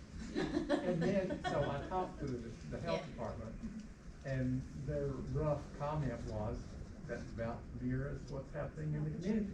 So it doesn't sound a whole lot different than what you're either. Right. I don't understand why you signed up and did not think it. So we will put that information back out tomorrow for our staff members. I think it's because the world is such an unknown state right now, our country is, Yes. it's, the vaccine itself is not where our fear lies. our fear lies in, and please, Mr. Bray, I'm not talking about you, you just Hey. get this, but our politicians, have just, told so many lies on I both think you gotta sides. throw the media in that And too. you know what, I almost posted something earlier, I really wish that the media, we have more Rick Anderkins in the world. And I'm not sure how well you knew Rick before you, but one thing about Rick, okay? He didn't care if he was a Republican or a Democrat. He didn't care if you was wealthy or if you were poor. He didn't care if you was his friend or his foe. You got the truth. He reported what he felt like he needed to report, and that was just the facts. And I mean, and I respect that, you know. I don't think we're getting very many facts anymore on a national level, for sure. So, with that being said, thank you, Ms. Terry.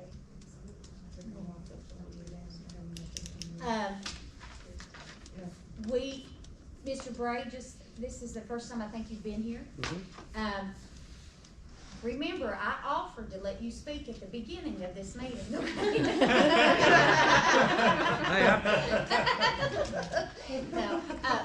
I'm very glad that you're here tonight.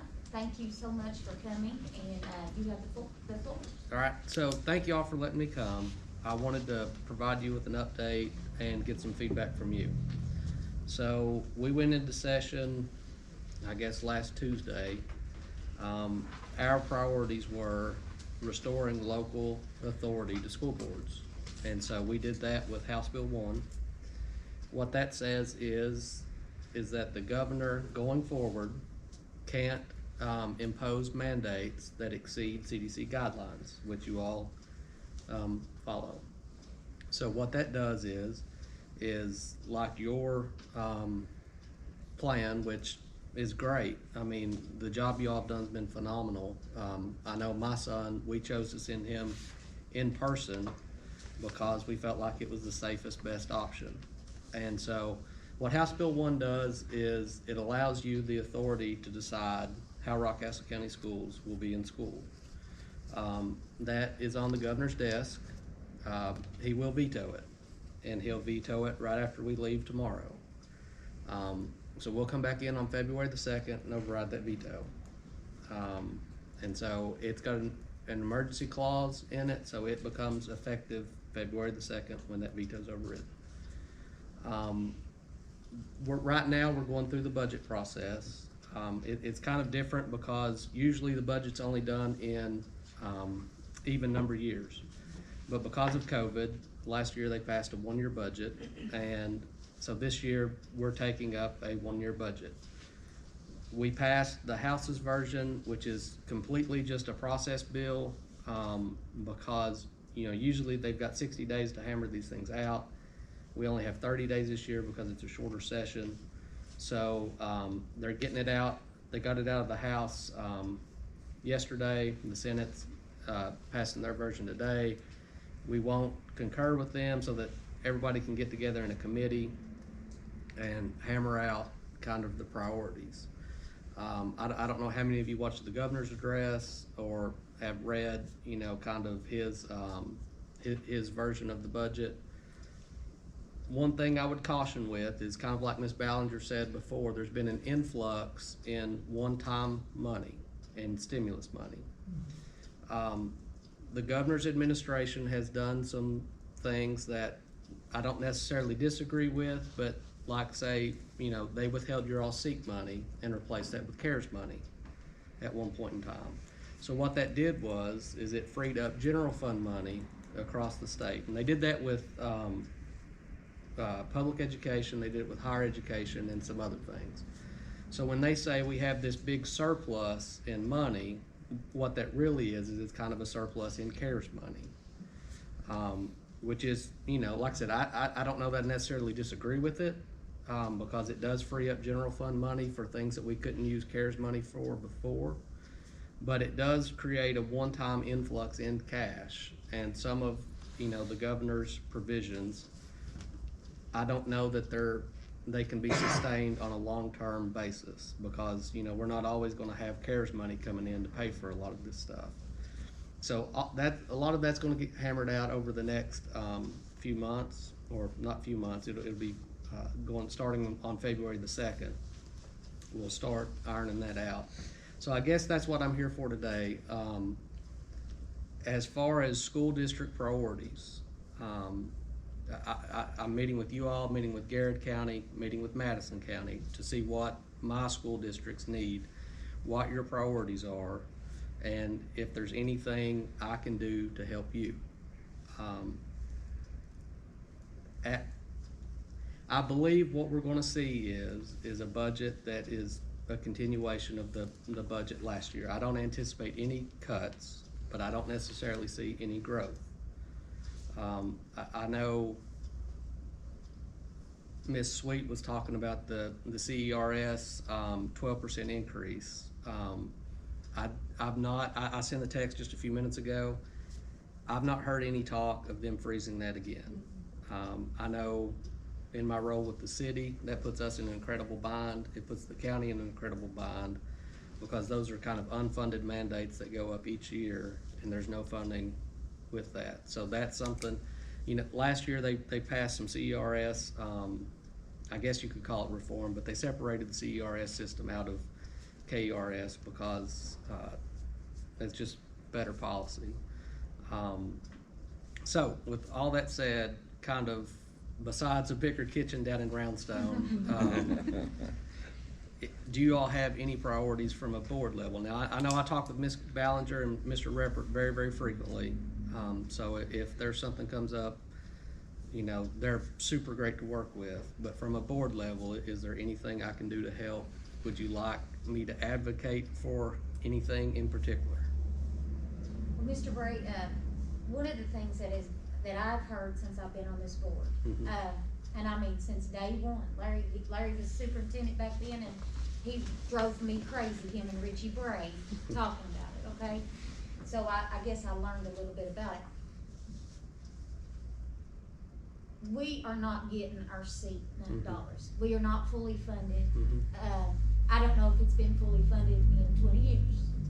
And I guess the biggest concern is the expectations to maintain a certain contingency, which, we have been very fortunate. We've had a contingency far beyond most districts in the state, okay? But there's no way we can maintain that unless legislation is going to stick to what they're promising.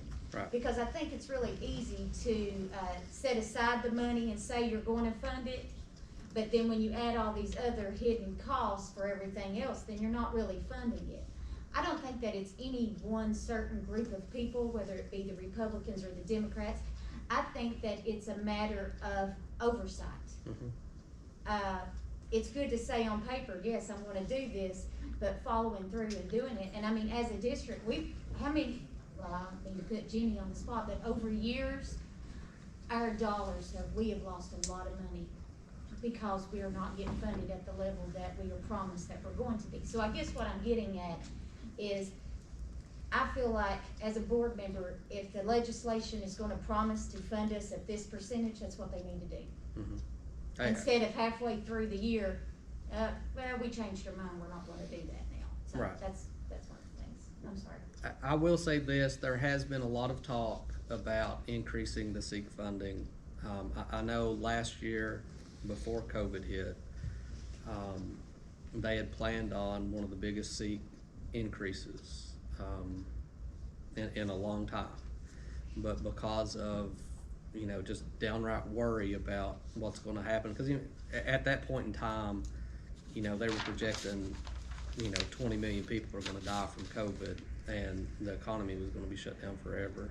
But that has been brought up on numerous occasions, is increasing the SEEK funding, because a lot of other school districts are more fortunate in that they're not as reliant on SEEK funding just because property values are a lot higher. And so for rural Kentucky, it's a top priority. It has to be. So, I mean, I agree with you. And one of the things I hate, and this is coming from my city background, is I hate an unfunded mandate. Working with the school right now on the SRO, all that's unfunded mandate. They were promised that funding was going to follow that, and it hasn't. And part of that is timing, COVID, all that, after Senate Bill 1, but I agree with you. And another thing that I hope to see from you is during your reign, and I wish you the very best, make no bones, you know, I'm gonna speak for me. I'm a public education advocate. Mm-hmm. And I hope that when it comes time for you to make decisions, I hope that you will support public ed. I think it's one of the greatest resources that we have for our communities. And it will come a time that you will have to vote in support of or non-support of. It's gonna come for you. So I hope that you will remember, I hope before you vote that you see thousands of little kids' faces. They just flash through your brain nonstop. Well, and it'll probably happen sooner rather than later. Mm-hmm. You know, I don't know that anything's gonna come up this session just because it's so narrowly tailored. You know, but, you know, I'm public educated. My son's public educated. You know, they're in the school system here. So, I mean, I think public education's so important. I mean, it's large, well, in this county, I think it's the second largest employer. In my other counties, it's the largest employer. And so having a strong public education system is important. It's vitally important. But you're right, there's gonna be some tough decisions that have to be made. And so what I plan on doing, because I'm gonna be completely honest with you and upfront, when it comes to education, that's not my strong suit. That's not what I've studied. I don't have the experience in it. So I plan on reaching out to you all, to the, you know, to the teachers, to the people that know this better than I do, and getting their opinion on it. There are groups out there that any change is bad change, and I don't know that I agree with that, but I just really, I don't know what I don't know, and so I will be relying on you all, on Ms. Ballinger, Mr. Reppert, on kind of how this affects Rockcastle County. That's my number one concern, is how does that affect this school district? Thank you very much. I'll go back to what I said earlier. Anything that's a tax credit is a vote against public education. You're talking about like, Can you explain that, Larry, to me? If Jennifer Mattingly is gonna get a tax credit, because of her kids, to enable her to send her kid to Privateville over here if we had one, that's a vote against public education, because if we're inadequately funded to start with, right, if we create something else, then needless to say, that takes away from what sort of resources we have. And if I was gonna give you a recommendation, and I'm not the expert, but I know enough about to know sort of how it works, Ms. Sweet can be the expert, or someone else in a finance role. If I were making a recommendation to legislators about public education, it would be to learn, study how SEEP works. Because my experience over the years, you'd have to look long and hard to find legislators that really understand SEEP. Oh, and I'll be the first to tell you, I don't understand SEEP. But there are people there that have been there for years that don't know more about than you do. Right. You at least wanna know. Yeah, and you wanna learn. yeah, and so, you know, with my background in accounting, that's actually one of the things that kind of interests me, is the funding mechanisms behind a lot of this. And so, kind of going back, you know, like I said, I'll always be honest with you. I don't understand how SEEP works, but I'm gonna try to learn. Just because, like I said, my priority, just to be honest, I don't care what's happening in Fayette County Public Schools. I don't care what's happening in Jefferson County Public Schools. I care what's happening here. I care what's happening in Garrett County and in my district in Madison County. And so, we're a part of rural Kentucky, and that's kind of where I want to focus. And I do believe if you look at the map, you're going to see more emphasis on rural Kentucky going forward. So. I appreciate Mr. Bray. I mean, he and I, like he mentioned earlier, you know, we're in constant communication. Appreciate that. Appreciate that I can reach out to him if I've got a question, he can reach out if he's got a question for us. And I appreciate that, and you referenced that SEEK and the COVID relief funding. I mean, I was able to pick up the phone to say, oh, I'm not sure this is exactly how this is supposed to operate, and you know, he dug in and found some answers for us, so I appreciate that, and look forward to working with you. Yeah. And I will say, you know, dealing with FEMA in kind of my city role, good luck. And don't be surprised if you don't have 4 other representatives between now and the time it's settled. Because we've been working on a sewer project, and I've had at least, that's been going on for 2 years, and I've had at least 8 different representatives. Wow. So I don't understand how the federal government works on that end, but it is the worst branch of government outside the Army Corps of Engineers that you could possibly deal with. So. Both entities you had to deal with for that Oh, sewer project, right? And the Army Corps of the water, it took them 2 years to get me an environmental report that our engineers could have done in 30 days. So. Well, if there's nothing else, I do have, Ms. Ballinger is correct, it's School Board Appreciation Month. So I have some citations for the school board. Well, you're just trying to butter us, that's not, aren't you? Well,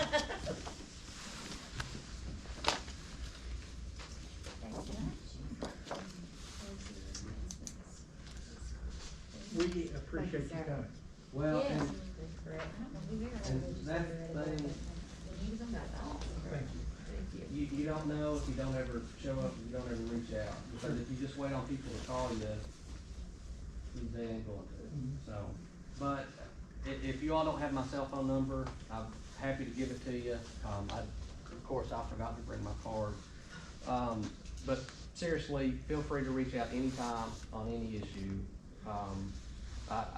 I've had an email address for 6 days, 7 days, and I've got over 1,100 emails, so text, calling, by far the best way to get a hold of me. And if you want to write it down, it's 308-2135.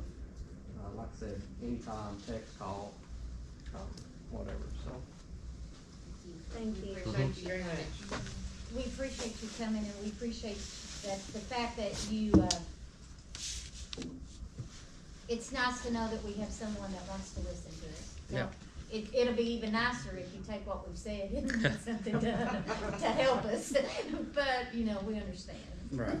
Congratulations. Yeah, Oh, congratulations. Thank you. And listen, I gotta tell you this, your picture of your little family, all praying together. Listen, it reminded me of the Kennedy family. You remember little John Jr.? It was a wonderful, that's something you need to frame, it's beautiful. Thank you. You have a beautiful family, God Thank you. bless you. Larry, you got anything else tonight? That's all I've got. Miss Angie? I'm good. Thank you all, it's been a pleasure. Looking forward to it. Welcome. Thank you. Glad to have you all. Thank you, and I would say thank you for this. It's good to be here. I appreciate each of you, and I truly have an interest in Rockcastle County, or I wouldn't be here. Wouldn't have asked to have been here. Good to have you all. Good to have you both. Can I have just like 2 minutes? I know y'all ready to get home from your family, but y'all know I like to encourage. It's just what I do. It's in my nature. I'm elected again, or for the first time, I guess, but nobody ran against me, so y'all are stuck with me. But I'm on the edge of the tri-county of Madison, Jackson, Rockcastle, like in the corner. I don't think you could probably get in any more of a corner, you know, so it's easier for me to go over Big Hill than it is to come through Brush Creek. So, but in doing that, I went to school in Jackson County, but I was raised in the Climax community all my life. I'm still there. We built my dad's hayfield. We're building in the farm next door now, and so I'm proud to be a part of that part of the community. But going to Jackson County, my kids went to Madison County. I've been able to have different perspectives coming into this, and I'll tell you guys, I tell everybody that there's a conversation like, Rockcastle's awesome. Like, it is an awesome group of people, and the reason why I believe in this administration is that you guys are about kids. That's why I did this. The only reason why I did this is I want to make a difference in kids in any way that I can. And you guys do that. I think it separates you. I study a lot about leadership. I'm actually going to school right now. It's counting's over now. Let's get into chemistry. But I'm doing a communications class and studying more about Maslow's the pyramid, and you know, they've got to get off the bottom with food and safety for them to ever reach that high point to get to good on a test. You all are leaving your offices and taking kids food. Like, you're doing everything possible that these kids have what they need, love and acceptance and all of that. So I just want you guys to know from my heart, I'm proud to work with you guys. Just an awesome group of people. I love your energy. I connect with you a lot. I think we should look forward to the future. I know we were talking about like going back and looking at some things, but I say let's go forward to the future. There's new things out there. Check out the schools and administrations that are doing new things. Who's got great test scores? Who's doing things to help children and their self-esteem? And that's what we look to. And I hope as a board, I'm sure that the only reason we're here is for kids, or we don't get paid for this. It's for the kids, and we represent our community. And I hope that this year, looking forward, that we can get on this vision together. And you all have done phenomenal through. I mean, you all have survived a pandemic. Our kids have survived a pandemic, and maybe they're going to be a little bit behind in welding or whatever, but I bet that they will be the most appreciative kids to be able to weld. So there's a lot that we've all learned, from this. But I hope that we can get a vision together and come together in unity for our community and for our kids. But I just want you to know from my heart, I love working with you guys, a great group of people. Angie, let me back up just a minute, since Ms. Flakes has gone through that she has, and I would thank you for that. And in your perspective there, being in, we'll talk about the Tri-County area, because I'm really familiar with that. And I understand where you went to school, where you sent your kids, and myself, and I think, I talked to Ms. Ballinger and Angie a little about this earlier, but I'll go a little bit further with you, and not meaning to be offensive. I appreciate each of you, and this is a great community. I have had lots of experiences in unfortunate situations since I've left here as superintendent. And my basis for, applying, filing for the board office was around what I've done since I've left here in work. The first job was in Breathitt County, which was really, really interesting. And that came about in the fall. I left in 12, and in December I was offered the opportunity by the commissioner to go there and be the state manager. Didn't ask for it, didn't know what I signed up for, but I took it. And did I really ever learn a lot? People have told me about Eastern Kentucky. Well, this is Eastern Kentucky, depending on where you are. Okay, you go up to Lexington, that's Central Kentucky, straight up 75. But this is Eastern Kentucky. I thought I knew a lot about Eastern Kentucky. I learned a lot in Breathitt County. I learned a lot about impropriety. I learned a lot more about people and the way they are.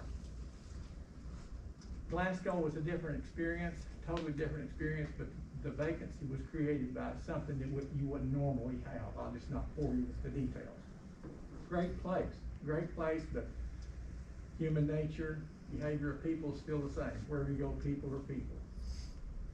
Then where I'm working currently, one of the board members' folks came from Gallatin County from Breathitt to Gallatin. His grandpa did. And he said, this is Eastern Kentucky, moved north. And his grandpa came there, but he told the truth. And I say all that to say this. The only reason I've had a job since I left here, and again, the first one came to me, the second, the others, I did inquire. But I've had a job because of impropriety, people doing the wrong thing. And I do think that I've had a lot of experience with board members and superintendents and district personnel. And that generated the interest in Rockcastle County. I would not want Rockcastle County not. Great board members, great people here working in the past, but even the financial issues that I brought up in the beginning, if I listed one thing is why I ran for the board seat. If I'm concerned about this place, and I wouldn't want this place to end up having somebody like me coming here for the same reason I worked in those two districts. And that's that short thing, maybe. But I appreciate all How long did of you it. work here, Larry, total in the county? 34 years. 34. You worked here whenever you could paddle kids, didn't you? Bring it back. Well, with that being said, appreciate everybody here. I think 2021, I'm certain it's gonna be better than 2020. I do appreciate all of you. Mr. Brady, once again, thank you for coming, sharing with us. To my knowledge, I believe you're the first legislator that has ever come on behalf of your current job in session to try to communicate with us. I can't remember that ever happening before. I appreciate And it. Miss Aaron, I'm not trying to leave you out by any, we appreciate you. You've been coming to several meetings, I mean, for months now. I'm glad to know that, you are interested in school business because you wouldn't be here at these meetings if you wasn't, and I'm sure, and to know that you're representing our schools to teach others, that is such an honor, and, I appreciate you. I appreciate your hard work. So, with that being said, I need a motion to adjourn. Make a motion. In a Thank you, second, Brenda. all in favor, See you, see man. everyone next Good to month. see you. I need to sign this. This is my list.